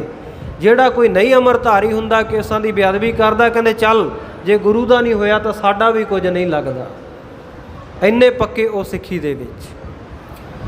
ਸੋ ਗੁਰਮੁਖ ਪਿਆਰਿਓ, ਇਹ ਸੰਸਕਾਰ ਜਿਹੜੇ ਹੈ ਸਾਨੂੰ ਬਚਪਨ ਤੋਂ ਹੀ ਆਪਣੇ ਬੱਚਿਆਂ ਨੂੰ ਗੁਰਸਿੱਖੀ ਦੇ ਸੰਸਕਾਰਾਂ ਵਿੱਚ ਪ੍ਰਪੱਕ ਕਰਨਾ ਚਾਹੀਏ। ਜੇ ਅਸੀਂ ਬਚਪਨ ਦੇ ਵਿੱਚ ਨਹੀਂ ਕਰਦੇ, ਵੱਡੇ ਹੋਇਆਂ ਦੀਆਂ ਅਰਦਾਸਾਂ ਕਰਾਉਂਦੇ ਫਿਰਦੇ ਹਾਂ। ਬਹੁਤ ਆ ਜਾਂਦੇ, ਬਾਬਾ ਜੀ ਅਰਦਾਸ ਕਰ ਦਿਓ, ਬੱਚਾ ਬੱਚੀ ਹੁਣ ਸਾਡੇ ਕਹਿਣੇ ਵਿੱਚ ਨਹੀਂ, ਇਹ ਨਸ਼ਿਆਂ ਵਿੱਚ ਲੱਗ ਗਿਆ। ਅਸੀਂ ਬਥੇਰਾ ਕਹਿੰਦੇ ਹਾਂ ਜਪਜੀ ਸਾਹਿਬ ਪੜ੍ਹ ਲੈ, ਸੁਖਮਨੀ ਸਾਹਿਬ ਪੜ੍ਹ ਲੈ, ਆਖੇ ਨਹੀਂ ਲੱਗਦਾ, ਕਹਿਣੇ ਵਿੱਚ ਨਹੀਂ। ਅਤੇ ਕਹਿਣਾ ਪੈਂਦਾ ਭਾਈ, ਜਦੋਂ ਕਹਿਣੇ ਵਿੱਚ ਰੱਖਣ ਦਾ ਸਮਾਂ ਸੀ, ਉਹ ਸਮਾਂ ਤੁਸੀਂ ਗਵਾ ਦਿੱਤਾ। ਅਬ ਪਛਤਾਏ ਕਿਆ ਹੋਤ, ਜਬ ਚਿੜੀਆ ਚੁਗ ਗਈ ਖੇਤ। ਹੁਣ ਪਛਤਾਇਆ ਕੀ ਬਣਦਾ ਹੈ? ਜਿਹੜਾ ਸਮਾਂ ਸੀ ਸੰਭਾਲਣ ਦਾ, ਉਹ ਵੇਲਾ ਸੰਭਾਲਿਆ ਨਹੀਂ। ਉਸ ਵੇਲੇ ਤੁਸੀਂ ਆਪ ਫੈਸ਼ਨ ਪ੍ਰਸਤੀ ਦੇ ਵਿੱਚ ਅਤੇ ਦੁਨਿਆਵੀ ਰਾਗ ਰੰਗਾਂ ਦੇ ਵਿੱਚ ਮਸਤ ਰਹੇ। ਹੁਣ ਇਹਨੇ ਆਖੇ ਨਹੀਂ ਲੱਗਣਾ, ਹੁਣ ਤੁਸੀਂ ਇਹਦੇ ਆਖੇ ਲੱਗ ਜਾਓ। ਬੋਲੋ ਸਤਨਾਮ ਸ਼੍ਰੀ ਵਾਹਿਗੁਰੂ। ਹੁਣ ਇਹ ਨਹੀਂ ਕਹਿਣਾ ਮੰਨੇਗਾ। ਕਹਿਣਗੇ ਬਾਬਾ ਜੀ ਸਾਡੇ ਬੱਚੇ ਦੇ ਸਿਰ ਦੇ ਉੱਤੇ ਹੱਥ ਰੱਖ ਦਿਓ। ਜਦੋਂ ਬੱਚੇ ਦੇ ਸਿਰ ਵੱਲ ਵੇਖੀਦਾ ਹੈ ਤੇ ਉੱਥੇ ਸਿਰ ਹੁੰਦਾ ਹੀ ਨਹੀਂ, ਕੇਸ ਕੱਟੇ ਹੋਏ। ਵੀ ਉੱਥੇ ਸਿਰ ਦੇ ਉੱਤੇ ਬਾਬਿਆਂ ਦਾ ਹੱਥ ਰੱਖਿਆ ਕੀ ਕਰੂਗਾ, ਜਿਹੜਾ ਗੁਰੂ ਦੀ ਸਿੱਖੀ ਤੋਂ ਹੀ ਪਤਿਤ ਹੋਇਆ ਪਿਆ। ਸੁਪਰੀਮ ਕੋਰਟ ਤੋਂ ਸਜ਼ਾ ਹੋਈ ਹੈ ਅਤੇ ਗੁਰਮੁਖ ਪਿਆਰਿਓ ਸੈਸ਼ਨ ਜੱਜ ਦੇ ਅਪੀਲਾਂ ਲਾਉਂਦੇ ਫਿਰਦੇ ਆ, ਕੇਸ ਸਾਡੇ ਹੱਕ ਵਿੱਚ ਹੋ ਜਾਊਗਾ। ਉਹ ਬਾਬਿਆਂ ਤੋਂ ਅਰਦਾਸਾਂ ਕਰਵਾਈਆਂ ਕੀ ਕਰਨਗੀਆਂ, ਜਦੋਂ ਗੁਰੂ ਕੀ ਸਿੱਖੀ ਤੋਂ ਹੀ ਮੁਨਕਰ ਹੋਇਆ ਫਿਰਦਾ ਹੈ। ਬਚਪਨ ਤੋਂ ਸੰਭਾਲੀਏ, ਬਚਪਨ ਤੋਂ ਆਪਣੇ ਬੱਚਿਆਂ ਨੂੰ ਭਾਈ ਤਾਰੂ ਸਿੰਘ ਦੀ ਸਾਖੀ ਸੁਣਾਈਏ। ਵੇਖ ਬੇਟਾ, ਭਾਈ ਤਾਰੂ ਸਿੰਘ ਨੇ ਕੇਸ ਲੁਹਾ ਲਏ, ਕੇਸ ਨਹੀਂ ਲੈਣ ਦਿੱਤੇ, ਖੋਪੜਾ ਲੁਹਾ ਲਿਆ, ਕੇਸਾਂ 'ਤੇ ਆਂਚ ਨਹੀਂ ਆਉਣ ਦਿੱਤੀ ਗੁਰੂ ਕੇ ਸਿੱਖ ਨੇ। ਜਦੋਂ ਬਚਪਨ ਦੇ ਵਿੱਚ ਮਾਤਾ ਬੱਚੀ ਨੂੰ ਸਕੂਲ ਤਿਆਰ ਕਰਨ ਵੇਲੇ, ਉਹਦੇ ਕੇਸ ਵਾਹੁਣ ਵੇਲੇ ਸਾਖੀ ਸੁਣਾਵੇਗੀ ਨਾ, ਅਤੇ ਬੱਚੇ ਦੇ ਬਚਪਨ ਵਿੱਚ ਜਿਹੜੀ ਦਿਮਾਗ ਦੇ ਵਿੱਚ, ਦਿਲੋਂ ਦਿਮਾਗ ਵਿੱਚ ਘਰ ਕਰ ਗਈ ਚੀਜ਼, ਉਹ ਸਾਰੀ ਉਮਰ ਉਹਨੂੰ ਕੱਢ ਨਹੀਂ ਸਕਦਾ ਕੋਈ। ਉਹ ਸੰਸਕਾਰ ਪੱਕ ਜਾਣਗੇ। ਸੰਸਕਾਰ ਜਿਹੜਾ ਨਾਮ ਹੀ ਆਦਤ ਦਾ, ਜਿਹੜੀ ਆਦਤ ਪੱਕ ਜਾਵੇ ਉਹਨੂੰ ਕਹਿੰਦੇ ਆ ਵੀ ਇਹ ਸੰਸਕਾਰ ਬਣ ਗਏ, ਇਹ ਪੱਕੀ ਆਦਤ ਬਣ ਗਈ, ਸੁਭਾਅ ਬਣ ਗਿਆ, ਬਾਣ ਬਣ ਗਈ। ਸੋ ਬਚਪਨ ਤੋਂ ਸੰਭਾਲੀਏ। ਸਤਿਗੁਰੂ ਸੱਚੇ ਪਾਤਸ਼ਾਹ ਜੀ ਦਾ ਨਾਮਕਰਨ ਗੁਰਮਤ ਅਨੁਸਾਰ ਬਾਬਾ ਬੁੱਢਾ ਸਾਹਿਬ ਜੀ ਨੇ ਨਾਮ ਰੱਖਿਆ ਹਰਗੋਬਿੰਦ, ਸਾਹਿਬਜ਼ਾਦਾ ਹਰਗੋਬਿੰਦ ਸਾਹਿਬ ਮਹਾਰਾਜ। ਫਿਰ ਉਹ ਸਤਿਗੁਰੂ ਸੱਚੇ ਪਾਤਸ਼ਾਹ ਜੀ ਨੂੰ ਖਤਮ ਕਰਨ ਦੇ ਲਈ ਬਾਬਾ ਪਿਰਥੀ ਚੰਦ ਨੇ ਬੜੇ ਯਤਨ ਕੀਤੇ। ਕਦੇ ਦਾਈ ਸੋਭੀ ਨੂੰ ਕਿਸੇ ਨੇ ਇਤਿਹਾਸ ਵਿੱਚ ਤਵਾਰੀਖ ਗੁਰੂ ਖਾਲਸਾ ਵਾਲੇ ਨੇ ਸੋਭੀ ਲਿਖਿਆ, ਔਰ ਬੰਸਾਵਲੀ ਵਾਲਾ ਜਿਹੜਾ ਬੰਸਾਵਲੀ ਨਾਮਾ ਲਿਖਦਾ, ਉਹਨੇ ਦਾਈ ਫੱਤੋ ਲਿਖਿਆ ਨਾਮ। ਉਹਨੂੰ ਭੇਜਿਆ ਅਸਥਾਨਾਂ ਦੇ ਉੱਤੇ ਜ਼ਹਿਰ ਲਾ ਕੇ, ਬਾਲਕ ਨੂੰ ਦੁੱਧ ਚੁੰਘਾ ਦੇ, ਖਤਮ ਹੋ ਜਾਏਗਾ। ਬਾਲਕ ਰੋਣ ਲੱਗ ਪਏ। ਸਤਿਗੁਰ ਸੱਚੇ ਪਾਤਸ਼ਾਹ ਛੋਟੀ ਅਵਸਥਾ ਵਿੱਚ, ਸਾਰਾ ਪਰਿਵਾਰ ਇਕੱਤਰ ਹੋਇਆ। ਬਾਲਕ ਰੋਂਦਾ ਕਿਉਂ ਹੈ? ਉੱਧਰ ਜਿਹੜੀ ਦਾਈ ਸੀ ਜ਼ਹਿਰ ਦੇ ਨਾਲ ਅਸਥਾਨਾਂ ਦੇ ਉੱਤੇ ਲੱਗੀ ਹੈ, ਅਸਰ ਸਾਰੇ ਸਰੀਰ ਵਿੱਚ ਫੈਲ ਗਿਆ। ਥੋੜ੍ਹੇ ਸਮੇਂ ਬਾਅਦ ਚੜ੍ਹਾਈ ਕਰ ਗਈ। ਦੂਸਰਾ ਵਾਰ ਫਿਰ ਕੀਤਾ, ਇੱਕ ਸਪੇਰੇ ਨੂੰ ਫਨੀਅਰ ਕਾਲਾ ਨਾਗ ਜ਼ਹਿਰੀਲਾ ਦੇ ਕੇ ਭੇਜਿਆ, ਅਤੇ ਉਹ ਬਾਲਕ ਹਰਗੋਬਿੰਦ ਸਾਹਿਬ ਖੇਡ ਰਹੇ ਹੈ, ਖੇਡਦਿਆਂ ਖੇਡਦਿਆਂ ਦੇ ਕੋਲ ਜਦੋਂ ਫਨੀਅਰ ਨਾਗ ਆਇਆ ਨਾ ਕੋਲ, ਸਤਿਗੁਰੂ ਜੀ ਨੇ ਆਪਣੇ ਨੰਨੇ ਮੁੰਨੇ ਹੱਥਾਂ ਦੇ ਨਾਲ ਉਹਦੀ ਸਿਰੀ ਦੱਬ ਕੇ ਉਹਨੂੰ ਮੁਕਤ ਕਰ ਦਿੱਤਾ। ਕਿਉਂਕਿ ਬੜ ਜੋਧਾ ਬਹੁ ਪਰਉਪਕਾਰੀ ਗੁਰੂ ਆ ਨਾ, ਪਰ ਉਪਕਾਰ ਕਰਕੇ ਉਹਨੂੰ ਵੀ ਮੁਕਤ ਕਰ ਦਿੱਤਾ। ਫਿਰ ਤੀਜਾ ਇੱਕ ਦੁਨੀ ਚੰਦ ਨਾਂ ਦਾ ਬ੍ਰਾਹਮਣ ਭੇਜਿਆ ਕਿ ਦਹੀਂ ਦੇ ਵਿੱਚ ਜ਼ਹਿਰ ਮਿਲਾ ਕੇ ਬਾਲਕ ਨੂੰ ਖਿਲਾ ਦਿਓ। ਬਾਲਕ ਫਿਰ ਹਰਗੋਬਿੰਦ ਸਾਹਿਬ ਸਾਹਿਬਜ਼ਾਦਾ ਜੀ ਰੋਣ ਲੱਗੇ। ਗੁਰੂ ਅਰਜਨ ਦੇਵ ਮਹਾਰਾਜ ਸੱਚੇ ਪਾਤਸ਼ਾਹ ਬਾਹਰ ਆਏ, ਵੇਖਿਆ ਬਾਲਕ ਰੋਂਦਾ ਕਿਉਂ ਹੈ। ਉਹ ਦਾਇਆ ਜਿਹੜਾ ਖਿਡਾਵਾ ਸੀ ਉਹਨੇ ਆਖਿਆ ਜੀ ਦਹੀਂ ਛਕਾਉਣ ਲੱਗਿਆ ਪਤਾ ਨਹੀਂ ਕਿਉਂ ਰੋਂਦਾ ਹੈ। ਸਤਿਗੁਰ ਸੱਚੇ ਪਾਤਸ਼ਾਹ ਨੂੰ ਪਤਾ ਲੱਗਿਆ ਇਹ ਕੰਬੀ ਜਾਵੇ। ਜਦੋਂ ਇਹ ਕੰਬਣ ਲੱਗ ਪਿਆ ਨਾ, ਸਤਿਗੁਰ ਸਾਹਿਬ ਜੀ ਦੇ ਸਾਹਮਣੇ ਸੱਚ ਦੱਸ ਦਿੱਤਾ। ਸਤਿਗੁਰ ਸੱਚੇ ਪਾਤਸ਼ਾਹ ਨੇ ਉਹ ਦਹੀਂ ਜਿਹੜਾ ਸੀ ਉਹਦੇ ਸੱਚ ਨੂੰ ਪ੍ਰਗਟ ਕਰਨ ਵਾਸਤੇ ਕੁੱਤੇ ਨੂੰ ਪਾ ਦਿੱਤਾ। ਸਤਿਗੁਰ ਨੇ ਨਾ ਇੱਕ ਛੋਟੇ ਜਿਹੇ ਕੱਦ ਵਾਲਾ ਕੁੱਤਾ ਰੱਖਿਆ ਸੀ ਜਿਹਦਾ ਨਾਮ ਸੀ ਪਿਸਤਾ ਕਿਸਮ ਦਾ ਪਿਸਤਾ ਕੁੱਤਾ। ਸਤਿਗੁਰੂ ਜੀ ਨੇ ਉਹ ਕੁੱਤੇ ਨੂੰ ਦਹੀਂ ਪਾ ਦਿੱਤਾ ਨਾ, ਜਿਸ ਵੇਲੇ ਕੁੱਤਾ ਛਕੇ ਨਾ, ਨਾਮ ਵਿੱਚ ਸਿਰ ਹਿਲਾਵੇ, ਸਤਿਗੁਰੂ ਕਹਿੰਦੇ ਭਗਤਾ ਦਰਵੇਸ਼ਾ ਛਕ ਲਾ ਤੈਨੂੰ ਮੁਕਤ ਕਰ ਦੇਵਾਂਗੇ। ਜ਼ਹਿਰ ਵਾਲਾ ਉਹਨੇ ਛਕ ਲਿਆ, ਨਾਲ ਦੀ ਨਾਲ ਚੜ੍ਹਾਈ ਕਰ ਗਿਆ। ਉਧਰ ਬ੍ਰਾਹਮਣ ਨੇ ਡਰਦੇ ਮਾਰੇ ਨੇ ਸਭ ਦੱਸ ਦਿੱਤਾ ਬਾਬਾ ਪਿਰਥੀ ਚੰਦ ਨੇ ਭੇਜਿਆ ਸੀ। ਇਉਂ ਸਤਿਗੁਰ ਸੱਚੇ ਪਾਤਸ਼ਾਹ ਜੀ ਦੇ ਉੱਤੇ ਬਚਪਨ ਤੋਂ ਹੀ ਬੜੇ ਵਾਰ ਕੀਤੇ ਗਏ। ਪਰ ਸਤਿਗੁਰ ਸੱਚੇ ਪਾਤਸ਼ਾਹ ਜਿਹੜੇ ਬਾਬਾ ਬੁੱਢਾ ਸਾਹਿਬ ਜੀ ਦੀ ਬਖਸ਼ਿਸ਼ ਦੇ ਨਾਲ ਗੁਰੂ ਨਾਨਕ ਦੇਵ ਮਹਾਰਾਜ ਸੱਚੇ ਪਾਤਸ਼ਾਹ ਜੀ ਦਾਤ ਜੋਤ ਜੁਗਤ ਨੂੰ ਲੈ ਕੇ ਪ੍ਰਗਟ ਹੋਏ। ਗੁਰੂ ਅੰਗਦ ਦੇਵ ਮਹਾਰਾਜ ਸੱਚੇ ਪਾਤਸ਼ਾਹ ਜੀ ਦੀ ਨਿਮਰਤਾ ਸਹਿਣਸ਼ੀਲਤਾ ਨੂੰ ਲੈ ਕੇ ਪ੍ਰਗਟ ਹੋਏ। ਗੁਰੂ ਅਮਰਦਾਸ ਮਹਾਰਾਜ ਸੱਚੇ ਪਾਤਸ਼ਾਹ ਜੀ ਦਾ ਸੇਵਾ ਵਾਲਾ ਗੁਣ ਲੈ ਕੇ ਪ੍ਰਗਟ ਹੋਏ। ਚੌਥੇ ਪਾਤਸ਼ਾਹ ਗੁਰੂ ਰਾਮਦਾਸ ਸਾਹਿਬ ਮਹਾਰਾਜ ਸੱਚੇ ਪਾਤਸ਼ਾਹ ਜੀ ਦੀ ਨਿਰਮਾਣਤਾ ਨਿਸ਼ਕਾਮਤਾ ਸੇਵਾ ਭਾਵਨਾ ਲੈ ਕੇ ਪੈਦਾ ਹੋਏ, ਜਿਨ੍ਹਾਂ ਦੇ ਉੱਤੇ ਪੰਜਵੇਂ ਸੱਚੇ ਪਾਤਸ਼ਾਹ ਗੁਰੂ ਅਰਜਨ ਦੇਵ ਮਹਾਰਾਜ ਸੱਚੇ ਪਾਤਸ਼ਾਹ ਜੀ ਦੇ ਸਿਦਕ ਦੀ ਇਮਿਟ ਛਾਪ ਸੀ। ਮਾਤਾ ਗੰਗਾ ਜੀ ਦੀ ਸ਼ਰਧਾ ਭਾਵਨਾ ਪਿਆਰ ਪਾਲਣ ਪੋਸ਼ਣ ਜਿਨ੍ਹਾਂ ਦੇ ਨਾਲ ਹੋਵੇ, ਔਰ ਬ੍ਰਹਮ ਗਿਆਨੀ ਬਾਬਾ ਬੁੱਢਾ ਸਾਹਿਬ ਜੀ ਵਰਗੇ ਮਹਾਂਪੁਰਖ ਦਾ ਆਸ਼ੀਰਵਾਦ ਅਸੀਸ ਜਿਸ ਗੁਰੂ ਦੇ ਨਾਲ ਹੋਵੇ, ਉਹਨਾਂ ਦਾ ਕੌਣ ਕੀ ਵਿਗਾੜ ਸਕਦਾ ਹੈ। ਭਾਈ ਗੁਰਦਾਸ ਜੀ ਨੇ ਜਿਨ੍ਹਾਂ ਦੀ ਬਾਬਤ ਲਿਖਿਆ ਕਿ ਸਤਿਗੁਰ ਸੱਚੇ ਪਾਤਸ਼ਾਹ ਜੀ ਪੰਜ ਪਿਆਲੇ ਪੰਜ ਪੀਰ ਛਟਮ ਪੀਰ ਬੈਠਾ ਗੁਰ ਭਾਰੀ, ਅਰਜਨ ਕਾਇਆ ਪਲਟ ਕੈ ਮੂਰਤ ਹਰ ਗੋਬਿੰਦ ਸਵਾਰੀ, ਚੱਲੀ ਪੀੜੀ ਸੋਢੀਆਂ ਰੂਪ ਦਿਖਾਵਣ ਵਾਰੋ ਵਾਰੀ, ਦਲ ਭੰਜਨ ਗੁਰ ਸੂਰਮਾ ਬੜ ਜੋਧਾ ਬਹੁ ਪਰ ਉਪਕਾਰੀ। ਐਸੇ ਪਰ ਉਪਕਾਰੀ ਸਤਿਗੁਰੂ ਜੀ ਪੈਦਾ ਹੋਏ। ਅਕਾਲ ਤਖਤ ਸਾਹਿਬ ਦੇ ਉੱਤੇ ਬਿਰਾਜਮਾਨ ਮੀਰੀ ਪੀਰ ਦੀਆਂ ਤਲਵਾਰਾਂ ਨੂੰ ਧਾਰਨ ਕੀਤਾ।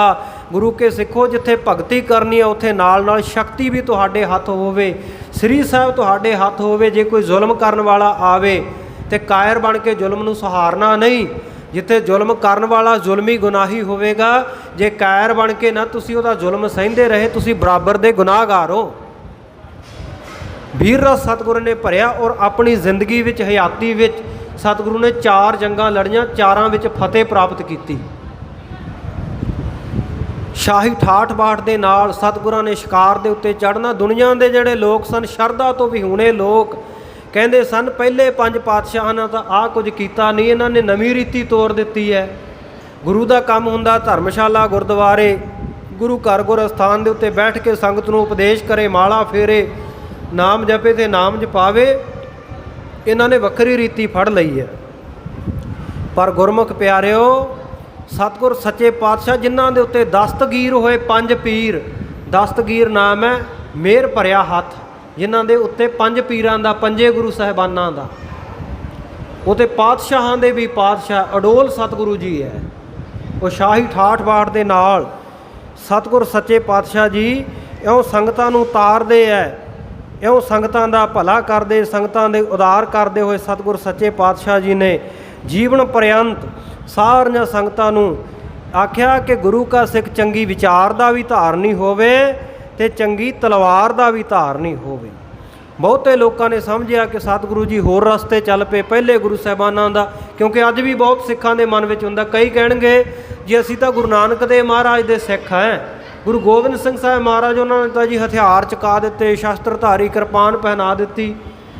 ਪਾਤਸ਼ਾਹਾਂ ਦੇ ਵਿੱਚ ਵੀ ਗੁਰੂ ਸਾਹਿਬਾਨਾਂ ਦੇ ਵਿੱਚ ਵੀ ਛੋਟੀ ਮੱਤ ਵਾਲੇ ਲੋਕ ਫਰਕ ਸਮਝਦੇ ਹੈ। ਪਰ ਜੋਤ 오ਹਾ ਜੁਗਤ ਸਾਏ ਸਹਿ ਕਾਇਆ ਫੇਰ ਪਲਟੀ ਹੈ।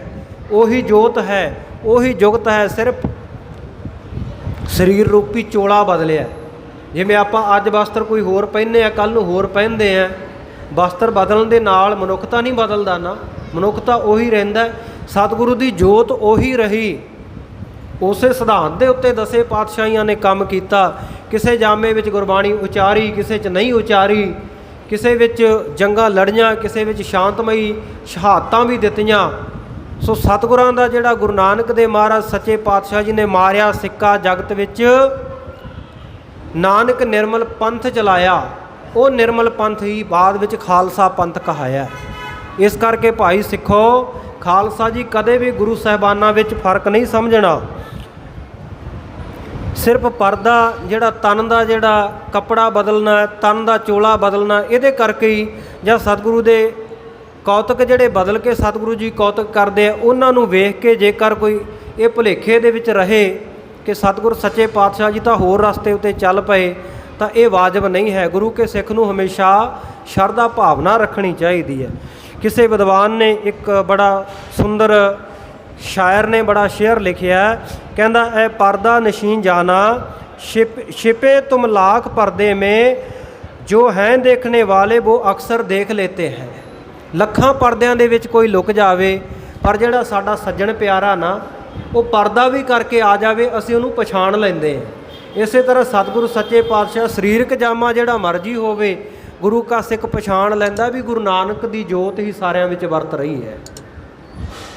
ਗੁਰੂ ਨਾਨਕ ਦੀ ਜੋਤ, ਉਹੀ ਗੁਰੂ ਨਾਨਕ ਦੀ ਜੋਤ ਅੱਜ 10ਵੇਂ ਜਾਮੇ ਵਿੱਚ ਵਰਤ ਰਹੀ ਹੈ। ਸਤਿਗੁਰੂ ਸੱਚੇ ਪਾਤਸ਼ਾਹ ਅਨੰਦਪੁਰ ਸਾਹਿਬ ਦੀ ਧਰਤੀ ਦੇ ਉੱਤੇ ਵਿਰਾਜਦੇ ਹੈ। ਸਤਿਗੁਰੂ ਸੱਚੇ ਪਾਤਸ਼ਾਹ ਜੀ ਦੇ ਚਰਨਾਂ ਦੇ ਵਿੱਚ ਬਹੁਤ ਸਾਰੇ ਸ਼ਸਤਰਧਾਰੀ ਸਿੰਘ ਵੀ ਰਹਿੰਦੇ ਆ।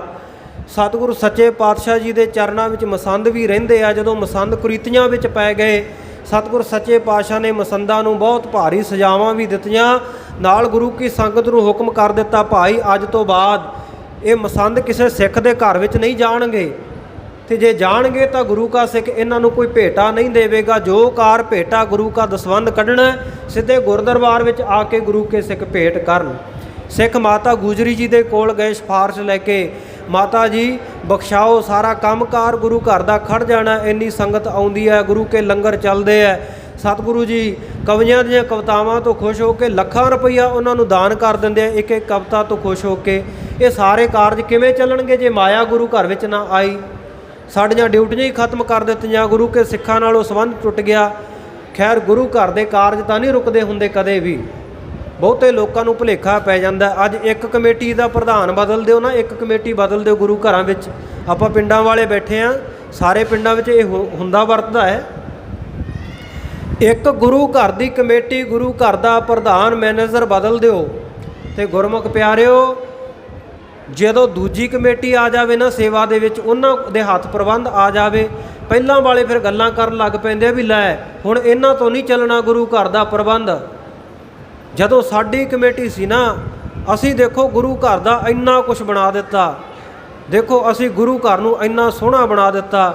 ਤੇ ਗੁਰਮੁਖੋ ਭੁਲੇਖਾ ਹੀ ਹੈ ਨਾ, ਜਿਸ ਗੁਰੂ ਤੋਂ ਮੰਗ ਕੇ ਆਪਣੇ ਘਰੇ 4 ਇੱਟਾਂ ਲਾਈਆਂ ਹੁੰਦੀਆਂ, ਅਸੀਂ ਕੌਣ ਹੁੰਦੇ ਆ ਗੁਰੂ ਦਾ ਘਰ ਬਣਾਉਣ ਵਾਸਤੇ? ਹਾਂ, ਤਕੜੇ ਉਹ ਸਿੱਖੋ, ਤੁਸੀਂ ਗੁਰੂ ਦਾ ਘਰ ਬਣਾ ਦਿੱਤਾ, ਨਹੀਂ ਤਾਂ ਸ਼ਾਇਦ ਗੁਰੂ ਬਾਬਾ ਜੀ ਨੇ ਬਾਹਰ ਪਿੰਡ ਦੇ ਛੱਪੜ 'ਤੇ ਬੈਠੇ ਰਹਿਣਾ ਸੀ। ਤੁਹਾਡੇ ਕਰਕੇ ਗੁਰੂ ਨੂੰ ਘਰ ਮਿਲ ਗਿਆ। ਦੇਖੋ ਹਉਮੈ ਹੰਕਾਰ ਵਿੱਚ ਸਾਡੇ ਬੋਲ ਕਿਸ ਤਰ੍ਹਾਂ ਦੇ ਹੋ ਜਾਂਦੇ। ਤੇ ਫਿਰ ਜਿਹੜੇ ਨੂੰ ਕੱਢ ਦਿੱਤਾ ਕਮੇਟੀ ਵਿੱਚੋਂ, ਉਹ ਦੁਬਾਰਾ ਛੇਤੀ ਕਿਤੇ ਗੁਰੂ ਘਰ ਮੱਥਾ ਟੇਕਣ ਹੀ ਨਹੀਂ ਆਉਂਦਾ। ਵੀ ਨਾਰਾਜ਼ਗੀ ਪ੍ਰਬੰਧਕਾਂ ਨਾਲ ਹੋਊਗੀ, ਗੁਰੂ ਨਾਲ ਤਾਂ ਨਹੀਂ ਤੇਰੀ ਕੋਈ ਨਾਰਾਜ਼ਗੀ। ਉਹ ਛੇਤੀ ਕਿਤੇ ਗੁਰੂ ਘਰ ਨਹੀਂ ਆ ਕੇ ਵੜਦਾ। ਇਸ ਤਰ੍ਹਾਂ ਦਾ ਵੀ ਬੜਾ ਹੁੰਦਾ ਹੈ। ਤੇ ਇਹ ਮਸੰਦ ਵੀ ਕਹਿੰਦੇ, ਮਾਤਾ ਜੀ ਹੁਣ ਸਾਨੂੰ ਰੋਕ ਦਿੱਤਾ, ਗੁਰੂ ਘਰ ਦਾ ਕੰਮਕਾਰ ਕਿਵੇਂ ਚੱਲੇਗਾ? ਭੋਲੇ ਹੈ, ਭੁਲੇਖੇ ਵਿੱਚ ਹੈ ਵੀ ਗੁਰੂ ਘਰ ਦਾ ਕੰਮਕਾਰ ਇਹ ਤਾਂ ਸਦਾ ਹੀ ਚੱਲਦਾ ਰਹਿਣਾ, ਗੁਰੂ ਦੀ ਕਿਰਪਾ ਨਾਲ ਚੱਲਣਾ। ਤੁਹਾਡੇ ਕਰਕੇ ਥੋੜ੍ਹੀ ਹੈ, ਸਤਿਗੁਰੂ ਨੇ ਹੋਰ ਵਿਧ ਬਣਾ ਲੈਣੀ ਆ ਕੋਈ। ਮਾਤਾ ਜੀ ਇਹਨਾਂ ਦੀ ਸਿਫਾਰਿਸ਼ ਲੈ ਕੇ ਗੁਰੂ ਸਾਹਿਬ ਕੋਲੇ ਗਏ। ਜਦੋਂ ਵੇਖਿਆ ਮਾਤਾ ਇਹਨਾਂ ਦਾ ਪੱਖ ਕਰਦੇ ਆ, ਮਾਤਾ ਗੁਜਰੀ ਜੀ ਨੂੰ ਵੀ ਸਤਿਗੁਰੂ ਸੱਚੇ ਪਾਤਸ਼ਾਹ ਨੇ ਥੋੜ੍ਹੇ ਗੁੱਸੇ ਦੇ ਨਾਲ ਬਚਨ ਆਖੇ। ਇਤਿਹਾਸ ਵਿੱਚ ਐਸਾ ਵੀ ਜ਼ਿਕਰ ਮਿਲਦਾ ਹੈ ਕਿ ਸਤਿਗੁਰੂ ਸੱਚੇ ਪਾਤਸ਼ਾਹ ਨੇ ਕਿਹਾ ਕਿ ਨਈਅੜ ਖੱਤਰੀਆਂ ਦੀ ਧੀਏ ਉਜੜ ਜਾਣੀਏ, ਤੂੰ ਇਹਨਾਂ ਦੀ ਸਿਫਾਰਿਸ਼ ਕਿਉਂ ਲੈ ਕੇ ਆਈ ਹੈ? ਕਿਉਂਕਿ ਗੁਰੂ ਸਾਹਿਬ ਤਾਂ ਬੇਪਰਵਾਹ ਨਾ। ਜਿੱਥੇ ਗੁਰੂ ਕੇ ਸਿੱਖਾਂ ਦੇ ਹਿੱਤ ਦੀ ਗੱਲ ਹੈ, ਉੱਥੇ ਸਤਿਗੁਰੂ ਸੱਚੇ ਪਾਤਸ਼ਾਹ ਫਿਰ ਮਰਿਆਦਾ ਤੋਂ ਵੀ ਬਾਹਰੇ ਹੋ ਕੇ ਵੀ ਸਤਿਗੁਰੂ ਸੱਚੇ ਪਾਤਸ਼ਾਹ ਨੇ ਇਹ ਬਚਨ ਕਹੇ। ਸਤਿਗੁਰੂ ਸੱਚੇ ਪਾਤਸ਼ਾਹ ਨੇ ਐਸੇ ਬਚਨ ਕਹੇ ਕਿਉਂਕਿ ਗੁਰੂ ਕੇ ਸਿੱਖ ਉਹ ਬੇਪਰਵਾਹ, ਉਹ ਵੀ ਐਸੇ ਬਚਨ ਕਰ ਦਿੰਦੇ ਆ। ਜੇ ਗੁਰੂ ਕਾ ਸਿੱਖ ਬਾਬਾ ਬੁੱਢਾ ਸਾਹਿਬ ਇਹ ਬਚਨ ਕਰ ਸਕਦਾ ਹੈ ਵੀ ਗੁਰੂ ਕਿਆਂ ਨੂੰ ਕੀ ਭਾਜਣਾ ਪਈਆਂ ਹੋਈਆਂ, ਤੇ ਗੁਰੂ ਸਾਹਿਬ ਨੂੰ ਆਪ ਇਹ ਬਚਨ ਕਰਨੇ ਕਿੰਨੇ ਔਖੇ ਹੈ ਵੀ ਗੁਰੂ ਘਰ ਉਜੜ ਜਾਵੇਗਾ, ਗੁਰੂ ਕਾ ਪਰਿਵਾਰ ਲਾਲਚੀ ਹੋ ਗਿਆ। ਐਸੇ ਬਚਨ ਕੀਤੇ। ਮਾਤਾ ਨੇ ਜਦੋਂ ਦੇਖਿਆ ਵੀ ਵਰ ਦੀ ਜਗ੍ਹਾ ਸਰਾਪ ਮਿਲ ਗਿਆ ਹੈ, ਮੈਂ ਤਾਂ ਭਲੇ ਵਾਸਤੇ ਆਈ ਸਾਂ ਵੀ ਗੁਰੂ ਘਰ ਦਾ ਪ੍ਰਬੰਧ ਚੰਗਾ ਚੱਲਦਾ ਰਹੇ, ਕਾਰ ਵਿਹਾਰ। ਫਿਰ ਬੈਠ ਪਛਤਾਵੇ ਦੇ ਵਿੱਚ ਤੇ ਆਖਿਆ ਮੈਂ ਤਾਂ ਪੁੱਤਰ ਮੋਹ ਕਰਕੇ ਤੁਹਾਡੇ ਕੋਲੇ ਆਈ ਸੀ, ਮੈਂ ਤੇਰੀ ਮਾਂ ਹੈ, ਮੇਰਾ ਬਚਨ ਮੰਨੇਗਾ। ਆਖਿਆ ਮਾਤਾ ਬਣ ਕੇ ਆਏ ਹੋ, ਤੁਹਾਡਾ ਸਤਿਕਾਰ ਹੈ, ਪਰ ਇਹਨਾਂ ਦੇ ਪੱਖੀ ਬਣ ਕੇ ਆਏ ਹੋ, ਫਿਰ ਤੁਹਾਡੀ ਕੋਈ ਗੱਲ ਨਹੀਂ ਸੁਣੀ ਜਾਵੇਗੀ। ਇਹ ਗੁਰੂ ਕੇ ਸਿੱਖਾਂ ਨੂੰ ਤੰਗ ਕਰਦੇ ਆ ਨਜਾਇਜ਼, ਗੁਰੂ ਘਰ ਦੇ ਧਨ ਦੀ ਦੁਰਵਰਤੋਂ ਕਰਦੇ ਆ, ਇਸ ਕਰਕੇ ਇਹਨਾਂ ਦੀ ਡਿਊਟੀ ਕੱਟ ਦਿੱਤੀ ਗਈ ਹੈ, ਹਟਾ ਦਿੱਤਾ ਗਿਆ, ਇਹਨਾਂ ਨੂੰ ਡਿਊਟੀਓਂ ਕੱਢ ਦਿੱਤਾ ਗਿਆ। ਆਖਿਆ ਹੁਣ ਮਾਤਾ ਮਮਤਾ ਦਾ ਵਾਸਤਾ ਪਾਇਆ ਨਾ, ਕਹਿੰਦੇ ਇਉਂ ਕਰੋ ਫਿਰ ਆਸ਼ੀਰਵਾਦ ਦਿਓ, ਅਰਦਾਸ ਕਰੋ ਗੁਰੂ ਨਾਨਕ ਸਾਹਿਬ ਦੇ ਚਰਨਾਂ ਵਿੱਚ ਵੀ ਗੁਰੂ ਘਰ ਉਜੜੇਗਾ ਤਾਂ ਜ਼ਰੂਰ, ਪਰਿਵਾਰ ਵਿਛੋੜਾ ਤਾਂ ਜ਼ਰੂਰ ਹੋਵੇਗਾ, ਪਰ ਗੁਰੂ ਕੇ ਸਿੱਖ ਇਹ ਪ੍ਰੀਖਿਆ ਦੇ ਵਿੱਚੋਂ ਪਾਸ ਹੋ ਜਾਣ, ਇਹ ਤੁਸੀਂ ਕਿਰਪਾ ਕਰ ਦਿਓ। ਨਾਲ ਹੀ ਮਾਤਾ ਦਾ ਮਾਣ ਸਤਿਕਾਰ ਵੀ ਸਤਿਗੁਰੂ ਨੇ ਰੱਖਿਆ। ਇੱਥੋਂ ਤੱਕ ਆਪਾਂ ਕੱਲ੍ਹ ਜਿਹੜਾ ਇਤਿਹਾਸ ਸਰਵਣ ਕਰ ਚੁੱਕੇ ਹਾਂ। ਆਓ ਅੱਗੇ, ਜਿਵੇਂ ਅੱਗੇ ਜੰਗ ਦੀ ਤਿਆਰੀ ਹੁੰਦੀ ਹੈ, ਸੈਦ ਖਾਂ ਚੜ੍ਹ ਕੇ ਆਉਂਦਾ, ਦਿੱਲੀ ਦੀ ਫੌਜ ਚੜ੍ਹ ਕੇ ਆਉਂਦੀ ਹੈ, ਪਹਾੜੀ ਰਾਜਿਆਂ ਦੀਆਂ ਫੌਜਾਂ ਚੜ੍ਹ ਕੇ ਆਉਂਦੀਆਂ। 10-15 ਮਿੰਟਾਂ ਦੇ ਵਿੱਚ ਆਪਾਂ ਅੱਗੇ ਲੜੀਵਾਰ ਇਤਿਹਾਸ ਦੀ ਵਿਚਾਰ ਕਰੀਏ ਜੀ। ਸਤਿਨਾਮ ਸ੍ਰੀ ਵਾਹਿਗੁਰੂ ਸਾਹਿਬ ਜੀ। ਦੁਹਰਾਓ ਖਾਣ ਪਾਨ ਕਰ ਮੁਕਤ ਸੁਪਤ ਭੇ। ਜਦੋਂ ਰਾਤ ਦਾ ਸਮਾਂ ਹੋਇਆ, ਸਾਰੇ ਖਾਣ ਪਾਨ ਕਰਕੇ ਗੁਰੂ ਕਾ ਲੰਗਰ ਛਕ ਕੇ ਸੌਂ ਗਏ, ਆਰਾਮ ਕਰਨ ਲੱਗੇ। ਜਦੋਂ ਅੱਧੀ ਰਾਤ ਬਤੀਤ ਹੋ ਗਈ, ਥਨੇਸਰ ਦੇ ਰਹਿਣ ਵਾਲਾ, ਥਨੇਸਰ ਨਗਰ ਦੇ ਰਹਿਣ ਵਾਲਾ ਇੱਕ ਸਿੱਖ ਚੱਲ ਕੇ ਅਨੰਦਪੁਰ ਸਾਹਿਬ ਪਹੁੰਚਿਆ। ਆ ਕੇ ਪਹੁੰਚ ਕੇ ਉਹਨੇ ਇਹ ਗੱਲ ਆਖੀ,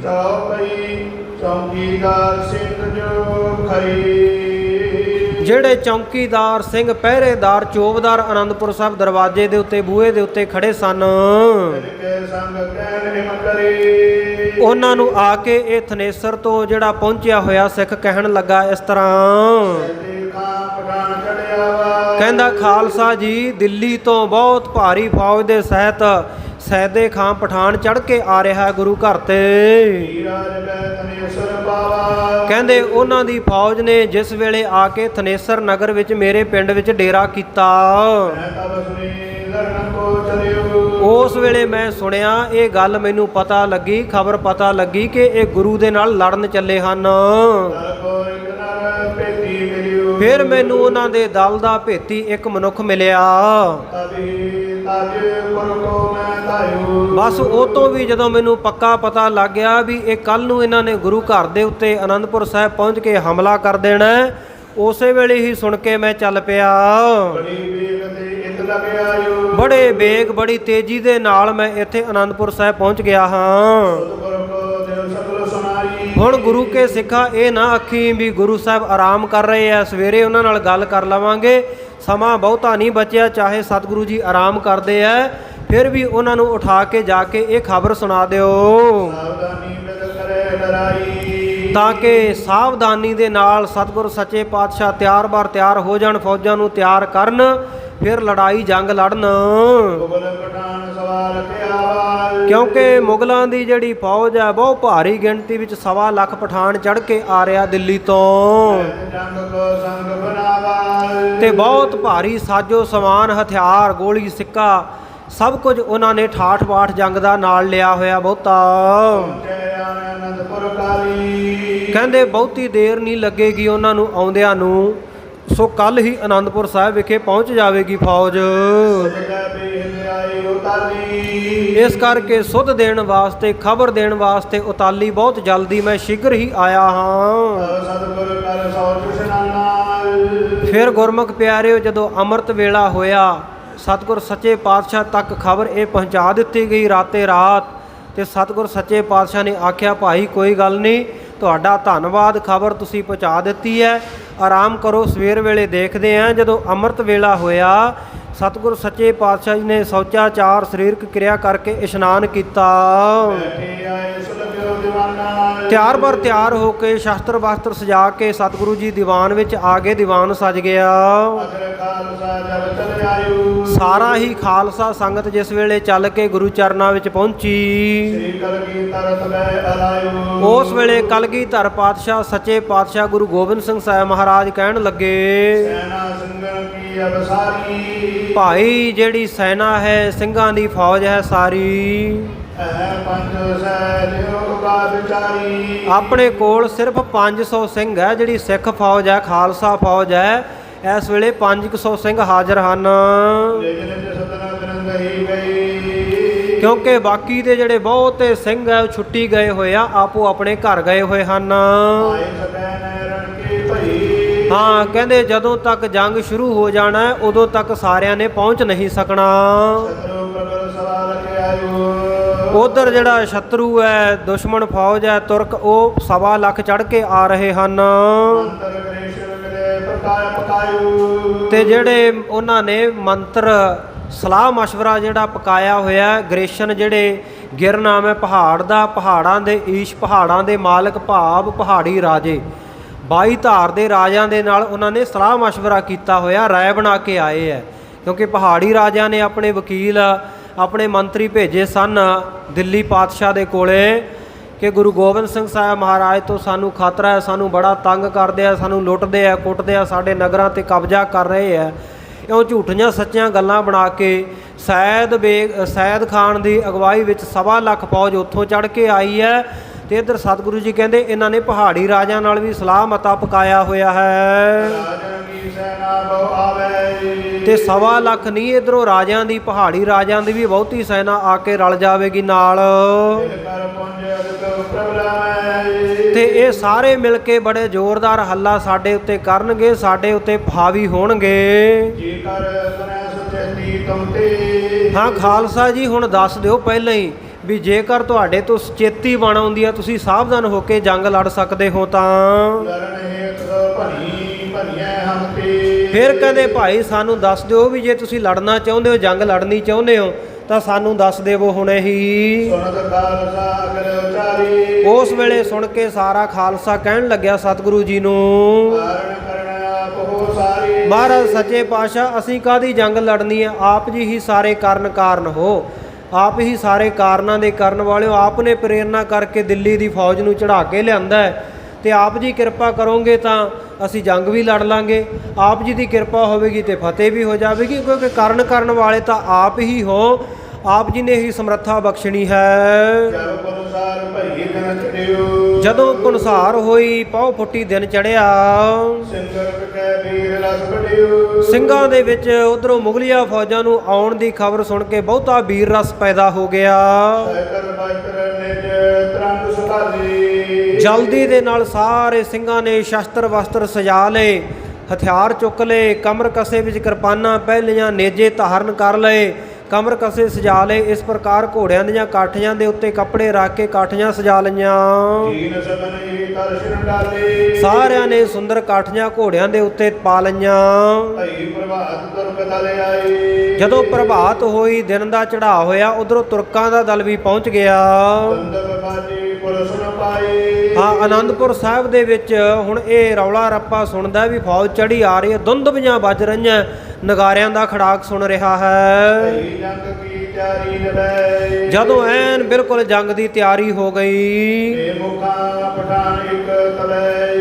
ਮੇਮੂ ਖਾਂ ਪਠਾਨ ਇੱਕ ਤਵੈ, ਉਸ ਵੇਲੇ ਸਤਿਗੁਰੂ ਜੀ ਦੇ ਦਰਬਾਰ ਦੇ ਵਿੱਚ ਇੱਕ ਨੌਕਰ ਰਹਿੰਦਾ ਸੀ, ਨੌਕਰੀ ਕਰਦਾ ਸੀ, ਜਿਹਦਾ ਨਾਮ ਸੀ ਮੇਮੂ ਖਾਂ ਪਠਾਨ। ਸੋ ਇਹ ਸਤਿਗੁਰੂ ਜੀ ਦੇ ਨਾਲ ਆਇਆ ਤਾਂ ਲੜਨੀ ਸੀ, ਪਰ ਸਤਿਗੁਰੂ ਜੀ ਦੀ ਸ਼ੋਭਾ ਵਡਿਆਈ ਮਹਿਮਾ ਤੋਂ ਪ੍ਰਭਾਵਿਤ ਇੰਨਾ ਹੋਇਆ ਵੀ ਗੁਰੂ ਘਰ ਦਾ ਹੀ ਬਣ ਕੇ ਰਹਿ ਗਿਆ, ਛੱਡ ਕੇ ਸਭ ਕੁਝ ਉਹ ਤੁਰਕਾਂ ਦੀ ਫੌਜ ਦੇ ਵਿੱਚੋਂ ਗੁਰੂ ਘਰ ਦੇ ਵਿੱਚ ਆ ਕੇ ਨੌਕਰੀ ਕਰਨ ਲੱਗ ਪਿਆ ਮੇਮੂ ਖਾਂ ਪਠਾਨ। ਇਹ ਜਿਹੜਾ ਬੜਾ ਭਾਰੀ ਯੋਧਾ ਸੀ ਤੇ ਗੁਰੂ ਘਰ ਦੇ ਵਿੱਚ ਚਾਕਰ ਨੌਕਰ ਸੀ ਮੇਮੂ ਖਾਂ ਪਠਾਨ। ਜਦੋਂ ਇਹਨੇ ਜੰਗ ਦਾ ਸਮਾਂ ਦੇਖਿਆ, ਜੰਗ ਦਾ ਸਮਾਂ ਜਾਣ ਕੇ ਹਿਰਦੇ ਵਿੱਚ ਬਹੁਤਾ ਕ੍ਰੋਧ ਵੀਰ ਰਸ ਧਾਰਨ ਕਰਕੇ ਆਇਆ। ਸਤਿਗੁਰੂ ਸਾਹਿਬ ਜੀ ਦੇ ਕੋਲ ਆ ਕੇ ਕਹਿਣ ਲੱਗਾ, ਬੇਨਤੀ ਕੀਤੀ, हे महाराज सच्चे पातशाह गुरु गोबिंद सिंह जीओ, जिस हित करके जिस कारण करके ਤੁਸੀਂ ਮੈਨੂੰ ਆਪਣੇ ਕੋਲ ਨੌਕਰ ਰੱਖਿਆ ਹੋਇਆ ਹੈ। 100 ਸੁਭਾਟਨ ਨਾਮ ਹੈ ਸੂਰਮਿਆਂ ਦਾ। 100 ਸੂਰਮਿਆਂ ਦਾ ਤੁਸੀਂ ਮੈਨੂੰ ਡੇਰਾ ਦਿੱਤਾ ਹੋਇਆ, ਕਮਾਨ ਦਿੱਤੀ ਹੋਈ ਹੈ। ਮੈਨੂੰ ਸਾਰਿਆਂ ਦਾ ਜਥੇਦਾਰ ਬਣਾਇਆ ਹੋਇਆ 100 ਸਿੰਘਾਂ ਦਾ। ਮਹਾਰਾਜ ਸੱਚੇ ਪਾਤਸ਼ਾਹ ਮੈਂ ਗੁਰੂ ਘਰ ਦਾ ਲੂਣ ਪ੍ਰਸ਼ਾਦਾ ਪਾਣੀ ਛਕਿਆ ਹੈ ਵਿਸ਼ੇਸ਼ ਕਰਕੇ। ਮਹਾਰਾਜ ਸੱਚੇ ਪਾਤਸ਼ਾਹ ਜਿਹੜਾ ਤੁਹਾਡੇ ਗੁਰੂ ਘਰ ਦਾ ਮੈਂ ਲੂਣ ਖਾਧਾ ਨਾ, ਉਹਨੂੰ ਹੁਣ ਹਲਾਲ ਕਰਨ ਦਾ, ਉਹਦਾ ਮੁੱਲ ਮੋੜਨ ਦਾ ਸਮਾਂ ਆਇਆ ਤੇ ਹੁਣ ਮੇਰੀ ਬਹਾਦਰੀ ਵੇਖਿਓ। ਸਤਿਗੁਰ ਸੱਚੇ ਪਾਤਸ਼ਾਹ ਮੇਮੂ ਖਾਂ ਪਠਾਨ ਦੀਆਂ ਬਹਾਦਰ ਯੋਧੇ ਦੀਆਂ ਗੱਲਾਂ ਸੁਣ ਕੇ ਬੜੇ ਪ੍ਰਸੰਨ ਹੋ ਕੇ ਕਹਿਣ ਲੱਗੇ। ਸਤਿਗੁਰ ਨੇ ਆਖਿਆ ਠੀਕ ਆ ਭਾਈ, ਤੇ ਨਾਲ ਸਤਿਗੁਰੂ ਜੀ ਨੇ ਇੱਕ ਕਮਾਨ ਮੇਮੂ ਖਾਂ ਪਠਾਨ ਨੂੰ ਦਿੱਤੀ ਵੀ ਇਹਦੇ ਨਾਲ ਦੁਸ਼ਮਣਾਂ ਨੂੰ ਫੁੰਡਣਾ, ਇਹਦੇ ਨਾਲ ਤੀਰ ਚਲਾਉਣੇ ਆ। ਧਨੁੱਖ ਅਤੇ ਕਮਾਨ ਇਹਨਾਂ ਦੋਵਾਂ ਦਾ ਫਰਕ ਹੁੰਦਾ ਹੈ। ਗੱਤਕੇ ਵਾਲੀ ਟੀਮ, ਗੱਤਕੇ ਵਾਲੇ ਸਿੰਘ ਬੈਠੇ ਆ ਸ਼ਸਤਰ ਧਾਰੀ, ਇਹਨਾਂ ਨੂੰ ਪਤਾ ਹੈ ਵੀ ਧਨੁੱਖ ਹੁੰਦਾ ਜਿਹੜਾ ਉਹਦਾ ਸਾਈਜ਼ ਵੱਡਾ ਹੁੰਦਾ ਹੈ, ਕਮਾਨ ਸਾਈਜ਼ ਦੇ ਵਿੱਚ ਥੋੜੀ ਛੋਟੀ ਹੁੰਦੀ ਹੈ। ਸੋ ਸਤਿਗੁਰ ਨੇ ਛੋਟਾ ਧਨੁੱਖ ਛੋਟੀ ਕਮਾਨ ਮੇਮੂ ਖਾਂ ਪਠਾਨ ਨੂੰ ਬਖਸ਼ੀ। ਸਤਿਗੁਰ ਸੱਚੇ ਪਾਤਸ਼ਾਹ ਨੇ ਉਸ ਵੇਲੇ ਆਖਿਆ ਭਾਈ ਜਿਹੜਾ ਕੋਈ ਗੁਰੂ ਘਰ ਦੇ ਨਾਲ ਸ਼ਰੀਕਾ ਕਰਕੇ ਚੜ੍ਹਾਈ ਕਰਕੇ ਆਉਂਦਾ ਉਹਨਾਂ ਨੂੰ ਮਾਰਨਾ ਭਲਾ ਹੈ, ਚੰਗਾ ਹੈ। ਜਿਹੜਾ ਸਾਹਮਣੇ ਆ ਕੇ ਰਣ ਦੇ ਵਿੱਚ ਮੈਦਾਨ ਦੇ ਵਿੱਚ ਆ ਕੇ ਜੰਗ ਲੜਨ ਆਉਂਦਾ ਉਹਨੂੰ ਤਾਂ ਫਿਰ ਮਾਰਨਾ ਹੀ ਬਣਦਾ ਹੈ। ਔਰ ਜੇ ਦੂਜਾ ਅਰਥ ਕਰੀਏ, ਕਿਉਂਕਿ ਸੈਦ ਖਾਂ ਪਠਾਨ ਚੜ੍ਹ ਕੇ ਆ ਰਿਹਾ ਤੇ ਇੱਧਰੋਂ ਮੇਮੂ ਖਾਂ ਵੀ ਪਠਾਨ ਹੈ, ਇਸ ਕਰਕੇ ਉਹ ਜਾਤ ਬਰਾਦਰੀ ਕਰਕੇ ਵੀ ਦੋਵੇਂ ਸ਼ਰੀਕ ਹੈ। ਸੋ ਕਹਿੰਦੇ ਸ਼ਰੀਕ ਨੂੰ ਜਿਹੜਾ ਚੜ੍ਹ ਕੇ ਆਵੇ ਉਹਨੂੰ ਤਾਂ ਮਾਰ ਦੇਣਾ ਹੀ ਚੰਗਾ ਹੈ।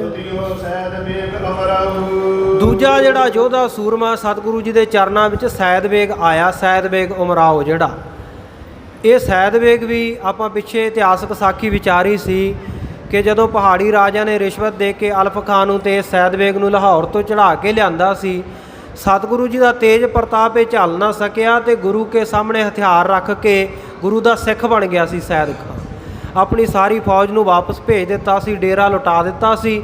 ਆਖਿਆ ਭਾਈ ਤੁਸੀਂ ਜਿੱਥੇ ਜਾ ਕੇ ਨੌਕਰੀ ਕਰਨੀ ਹੈ ਕਰ ਲਓ, ਪਰ ਮੈਂ ਤਾਂ ਹੁਣ ਗੁਰੂ ਘਰ ਵਿਖੇ ਹੀ ਰਵਾਂਗਾ। ਉਹ ਸੈਦ ਖਾਂ ਉਮਰਾ ਜਿਹੜਾ ਪਹਿਲੇ ਪਾਤਸ਼ਾਹ ਗੁਰੂ ਨਾਨਕ ਦੇਵ ਮਹਾਰਾਜ ਦਾ ਸਿੱਖ ਸੀ, ਕੰਧਾਰ ਵਿੱਚ ਸਤਿਗੁਰੂ ਸੱਚੇ ਪਾਤਸ਼ਾਹ ਗੁਰੂ ਨਾਨਕ ਦੇਵ ਮਹਾਰਾਜ ਸੱਚੇ ਪਾਤਸ਼ਾਹ ਦੇ ਚਰਨਾਂ ਵਿੱਚ ਆਇਆ ਸੀ। ਕੰਧਾਰੀ ਪਠਾਨ ਸੀ ਇਹ, ਕੰਧਾਰ ਦੇ ਰਹਿਣ ਵਾਲਾ। ਬੜੀ ਇਹਨੇ ਸੇਵਾ ਭਾਵਨਾ ਕੀਤੀ ਗੁਰੂ ਨਾਨਕ ਦੇਵ ਮਹਾਰਾਜ ਭਾਈ ਬਾਲਾ ਮਰਦਾਨਾ ਜੀ ਦੀ। ਤੇ ਫਿਰ ਸੇਵਾ ਕਰਕੇ ਕਿਹਾ ਮਹਾਰਾਜ ਮੈਂ ਸ਼ਸਤਰ ਧਾਰਨ ਕਰਕੇ ਰੱਖਦਾ ਤੇ ਮਹਾਰਾਜ ਕਦੇ ਮੌਕਾ ਦਿਓ ਮੈਂ ਤੁਹਾਨੂੰ ਆਪਣੀ ਤਲਵਾਰ ਦੇ ਜ਼ੋਰ ਵਿਖਾਵਾਂ। ਮਹਾਰਾਜ ਕਹਿੰਦੇ ਨਹੀਂ, ਇਹਨੂੰ ਮਿਆਨ ਵਿੱਚ ਰੱਖ, ਤੇਰੀ ਤਲਵਾਰ ਦੇ ਜ਼ੋਰ ਜ਼ਰੂਰ ਦੇਖਾਂਗੇ ਪਰ ਅੱਜ ਨਹੀਂ, 10ਵੇਂ ਜਾਮੇ ਵਿੱਚ ਵੇਖਾਂਗੇ। ਉਸ ਵੇਲੇ ਤੂੰ ਵੀ ਜਨਮ ਲੈ ਕੇ ਗੁਰੂ ਘਰ ਵਿਖੇ ਆ ਜਾਏਗਾ ਤੇ ਉਸ ਵੇਲੇ ਤੇਰੀ ਤਲਵਾਰ ਦੇ ਜ਼ੋਰ ਵੇਖਾਂਗੇ। ਅੱਜ ਸਮਾਂ ਆਇਆ। ਇਹ ਜਿਹੜਾ ਸੈਦ ਬੇਗ ਪਠਾਨ ਸੈਦਾ ਬੇਗ ਉਮਰਾਓ ਗੁਰੂ ਕੇ ਪਾਸ ਪਹੁੰਚਿਆ। ਹਾਂ, ਉਹੀ ਦੱਸਦੇ ਆ ਕਿ ਜਿਹਨੇ ਪਹਿਲਾਂ ਆਪਣਾ ਸਾਰਾ ਡੇਰਾ ਜਿਹੜੀ ਤੁਰਕਾਂ ਦੀ ਫੌਜ ਲੁਟਾ ਦਿੱਤੀ ਸੀ, ਉਹ ਵੀ ਆ ਕੇ ਸਤਿਗੁਰ ਸੱਚੇ ਪਾਤਸ਼ਾਹ ਦੇ ਚਰਨਾਂ ਵਿੱਚ ਹੱਥ ਜੋੜ ਕੇ ਖੜਾ ਹੋ ਗਿਆ। ਸਤਿਗੁਰ ਸੱਚੇ ਪਾਤਸ਼ਾਹ ਨੇ ਉਹਦੇ ਵੱਲ ਵੇਖਿਆ, ਅੰਮ੍ਰਿਤ ਦ੍ਰਿਸ਼ਟੀ ਕੀਤੀ। ਹਾਂ, ਸਤਿਗੁਰੂ ਜੀ ਨੇ ਜਾਣ ਲਿਆ ਕਿ ਪਹਿਲੇ ਜਾਮੇ ਵਿੱਚ ਸਾਡਾ ਇਹ ਸਿੱਖ ਸੀ। ਗੁਰੂ ਨਾਨਕ ਦੇ ਸਰੂਪ ਦੇ ਵਿੱਚ ਜਦੋਂ ਅਸੀਂ ਵਿਚਰੇ ਉਸ ਵੇਲੇ ਇਹ ਸਾਡਾ ਸਿੱਖ ਸੀ। ਆਹ ਗੁਰੂ ਨਾਨਕ ਦੇਵ ਮਹਾਰਾਜ ਸੱਚੇ ਪਾਤਸ਼ਾਹ ਜੀ ਦੀ ਸੰਗਤ ਵਿੱਚ ਮਿਲ ਕੇ ਇਹ ਇਸ ਚੰਗੇ ਰਸਤੇ ਉੱਤੇ ਪਿਆ ਸੀ। ਉਹਨੂੰ ਵੀ ਸਤਿਗੁਰੂ ਸੱਚੇ ਪਾਤਸ਼ਾਹ ਗੁਰੂ ਗੋਬਿੰਦ ਸਿੰਘ ਸਾਹਿਬ ਮਹਾਰਾਜ ਨੇ ਆਯੁਧ ਕਈਏ ਸ਼ਸਤਰ ਬਖਸ਼ੇ। ਉਹ ਵੀ ਸੁਚੇਤ ਹੋ ਗਿਆ, ਸਾਵਧਾਨ ਹੋ ਗਿਆ ਮਹਾਨ ਯੁੱਧ ਮਚਾਉਣ ਦੇ ਲਈ। ਸਤਿਗੁਰ ਸੱਚੇ ਪਾਤਸ਼ਾਹ ਨੇ ਆਪਣਾ ਸਿੱਖ ਜਾਣ ਕੇ ਇਹਨਾਂ ਦੇ ਨਾਲ ਹਿੱਤ ਕੀਤਾ ਹੈ, ਕਿਉਂਕਿ ਇਹ ਨਹੀਂ ਭਾਈ ਕਿ ਗੁਰੂ ਨਾਨਕ ਦੇਵ ਮਹਾਰਾਜ ਸੱਚੇ ਪਾਤਸ਼ਾਹ ਦਾ ਘਰ ਗੁਰੂ ਗੋਬਿੰਦ ਸਿੰਘ ਸਾਹਿਬ ਮਹਾਰਾਜ ਜਾਂ ਗੁਰੂ ਗ੍ਰੰਥ ਸਾਹਿਬ ਮਹਾਰਾਜ ਇਕੱਲੇ ਸਿੱਖਾਂ ਦੇ ਹੀ ਗੁਰੂ ਹੈ। ਨਹੀਂ, ਜਿਹੜਾ ਵੀ ਭਾਵਨਾ ਦੇ ਨਾਲ ਸਤਿਗੁਰੂ ਦੇ ਚਰਨਾਂ ਵਿੱਚ ਆ ਕੇ ਸੇਵਾ ਕਰਨ ਲੱਗ ਪਏ ਨਾ, ਉਹੀ ਗੁਰੂ ਕਾ ਸਿੱਖ ਬਣ ਸਕਦਾ ਹੈ। ਸਿੱਖੀ ਕੋਈ ਜੱਦੀ ਪੁਸ਼ਤੀ ਨਹੀਂ ਵੀ ਜੇ ਅਸੀਂ ਸਿੱਖਾਂ ਦੇ ਘਰੇ ਜੰਮੇ ਆ ਸਾਡੇ ਨਾਂ ਦੇ ਨਾਲ ਸਿੰਘ ਕੌਰ ਲੱਗਦਾ ਤਾਂ ਹੀ ਅਸੀਂ ਸਿੱਖ ਹਾਂ। ਕਿਸੇ ਵੀ ਧਰਮ ਦਾ ਆ ਕੇ ਸਿੱਖ ਬਣ ਸਕਦਾ। ਸੋ ਸਤਿਗੁਰ ਸੱਚੇ ਪਾਤਸ਼ਾਹ ਨੇ ਬੜੇ ਪਿਆਰ ਦੇ ਨਾਲ ਇਹਨਾਂ ਵੱਲ ਤੱਕਿਆ, ਬੜੀਆਂ ਬਖਸ਼ਿਸ਼ਾਂ ਕੀਤੀਆਂ ਕਿ ਇਹ ਸਾਡੇ ਸਿੱਖ ਹਨ। ਜਾਂ ਕੋ ਛੂਟ ਗਇਓ ਭ੍ਰਮ ਉਰਕਾ, ਤਿਸ ਆਗੈ ਕਿਆ ਹਿੰਦੂ ਕਿਆ ਤੁਰਕਾ। ਉਹਦੇ ਅੱਗੇ ਹਿੰਦੂ ਕੀ ਹੈ, ਤੁਰਕ ਕੀ ਹੈ, ਸਾਰੇ ਗੁਰੂ ਕੇ ਸਿੱਖ ਹੈ। ਸੋ ਸਤਿਗੁਰ ਸੱਚੇ ਪਾਤਸ਼ਾਹ ਜੀ ਨੇ ਇਹਨਾਂ ਨੂੰ ਕਲਯੁਗ ਉਧਾਰਿਆ। ਗੁਰਦੇਵ ਮਲ ਮੂਤ ਮੂੜ ਜੇ ਮੁਗਧ ਹੋਤੇ, ਸਭ ਲੱਗੇ ਤੇਰੀ ਸੇਵ। ਜਿਹੜੇ ਮਹਾ ਨੀਚ, ਜਿਹੜੇ ਬਹੁਤੇ ਕੁਚੀਲ ਲੋਕ ਆ ਨਾ, ਉਹ ਵੀ ਗੁਰੂ ਘਰ ਵਿੱਚ ਗੁਰੂ ਦੀ ਸ਼ਰਨ ਵਿੱਚ ਆ ਜਾਣ ਤੇ ਉਹ ਵੀ ਗੁਰੂ ਦੀ ਸੇਵਾ ਵਿੱਚ ਗੁਰੂ ਉਹਨਾਂ ਨੂੰ ਆਪ ਲਾ ਲੈਂਦਾ। ਤੇ ਇਹ ਜਿਹੜੇ ਪਠਾਨ ਸਨ ਗੁਰੂ ਘਰ ਵਿੱਚ ਆਏ, ਇਹਨਾਂ ਨੂੰ ਸਤਿਗੁਰ ਸੱਚੇ ਪਾਤਸ਼ਾਹ ਨੇ ਆਪਣੀ ਸੇਵਾ ਵਿੱਚ ਲਾ ਲਿਆ। ਆਪਣੇ ਸਿੱਖ ਜਾਣ ਕੇ ਸਤਿਗੁਰ ਸੱਚੇ ਪਾਤਸ਼ਾਹ ਨੇ ਮੇਮੂ ਖਾਂ ਪਠਾਨ ਦੇ ਉੱਤੇ ਵੀ ਤੇ ਸੈਦ ਜਿਹੜਾ ਸੈਦਾ ਬੇਗ ਪਠਾਨ ਹੈ, ਉਮਰਾਓ ਹੈ, ਉਹਦੇ ਸਿਰ ਦੇ ਉੱਤੇ ਵੀ ਸਤਿਗੁਰ ਸੱਚੇ ਪਾਤਸ਼ਾਹ ਜੀ ਨੇ ਮਿਹਰ ਭਰਿਆ ਹੱਥ ਰੱਖਿਆ। ਸੋ ਇਉਂ ਤਿਆਰ-ਬਰ ਤਿਆਰ ਕਰਕੇ ਉਹਨਾਂ ਨੂੰ ਮੈਦਾਨੇ ਜੰਗ ਵਿੱਚ 500 ਸਿੱਖਾਂ ਦੇ ਸਮੇਤ ਸਤਿਗੁਰੂ ਸੱਚੇ ਪਾਤਸ਼ਾਹ ਜੀ ਤੋਰਨਗੇ। ਇਹ ਪ੍ਰਸੰਗ ਆਪਾਂ ਕੱਲ੍ਹ ਨੂੰ ਵਿਚਾਰ ਲਵਾਂਗੇ, ਕਿਉਂਕਿ ਹੁਣ ਸਮਾਪਤੀ ਦਾ ਸਮਾਂ ਹੋ ਚੁੱਕਿਆ। ਆਪਾਂ ਅਰਦਾਸ ਬੇਨਤੀ ਵਿੱਚ ਹਾਜ਼ਰੀ ਲਵਾਉਣੀ ਹੈ। ਸੋ ਬਾਕੀ ਰਹਿੰਦਾ ਪ੍ਰਸੰਗ ਆਪਾਂ ਕੱਲ੍ਹ ਸੁਣਾਂਗੇ। ਜਿਵੇਂ ਜੰਗ ਹੋਵੇਗੀ, ਸੈਦਾ ਖਾਨ ਪਠਾਨ ਸਤਿਗੁਰੂ ਜੀ ਦੇ ਉੱਤੇ ਚੜ੍ਹ ਕੇ ਆਵੇਗਾ, ਉਹ ਵੀ ਸਤਿਗੁਰੂ ਦਾ ਪ੍ਰਭਾਵ ਕਬੂਲ ਕੇ ਕਿਵੇਂ ਗੁਰੂ ਕਾ ਸਿੱਖ ਬਣ ਜਾਵੇਗਾ, ਗੁਰੂ ਕੀ ਅਧੀਨਗੀ ਕਬੂਲੇਗਾ, ਕਿਵੇਂ ਸ਼ਸਤਰਧਾਰੀ ਯੋਧੇ, ਸਾਰਾ ਜੰਗ ਦਾ ਜਿਹੜਾ ਹਾਲ ਹੈ, ਇਹ ਕੱਲ੍ਹ ਨੂੰ ਵੀਰ ਰਸੀ ਪ੍ਰਸੰਗ ਆਪਾਂ ਸਰਵਣ ਕਰਾਂਗੇ।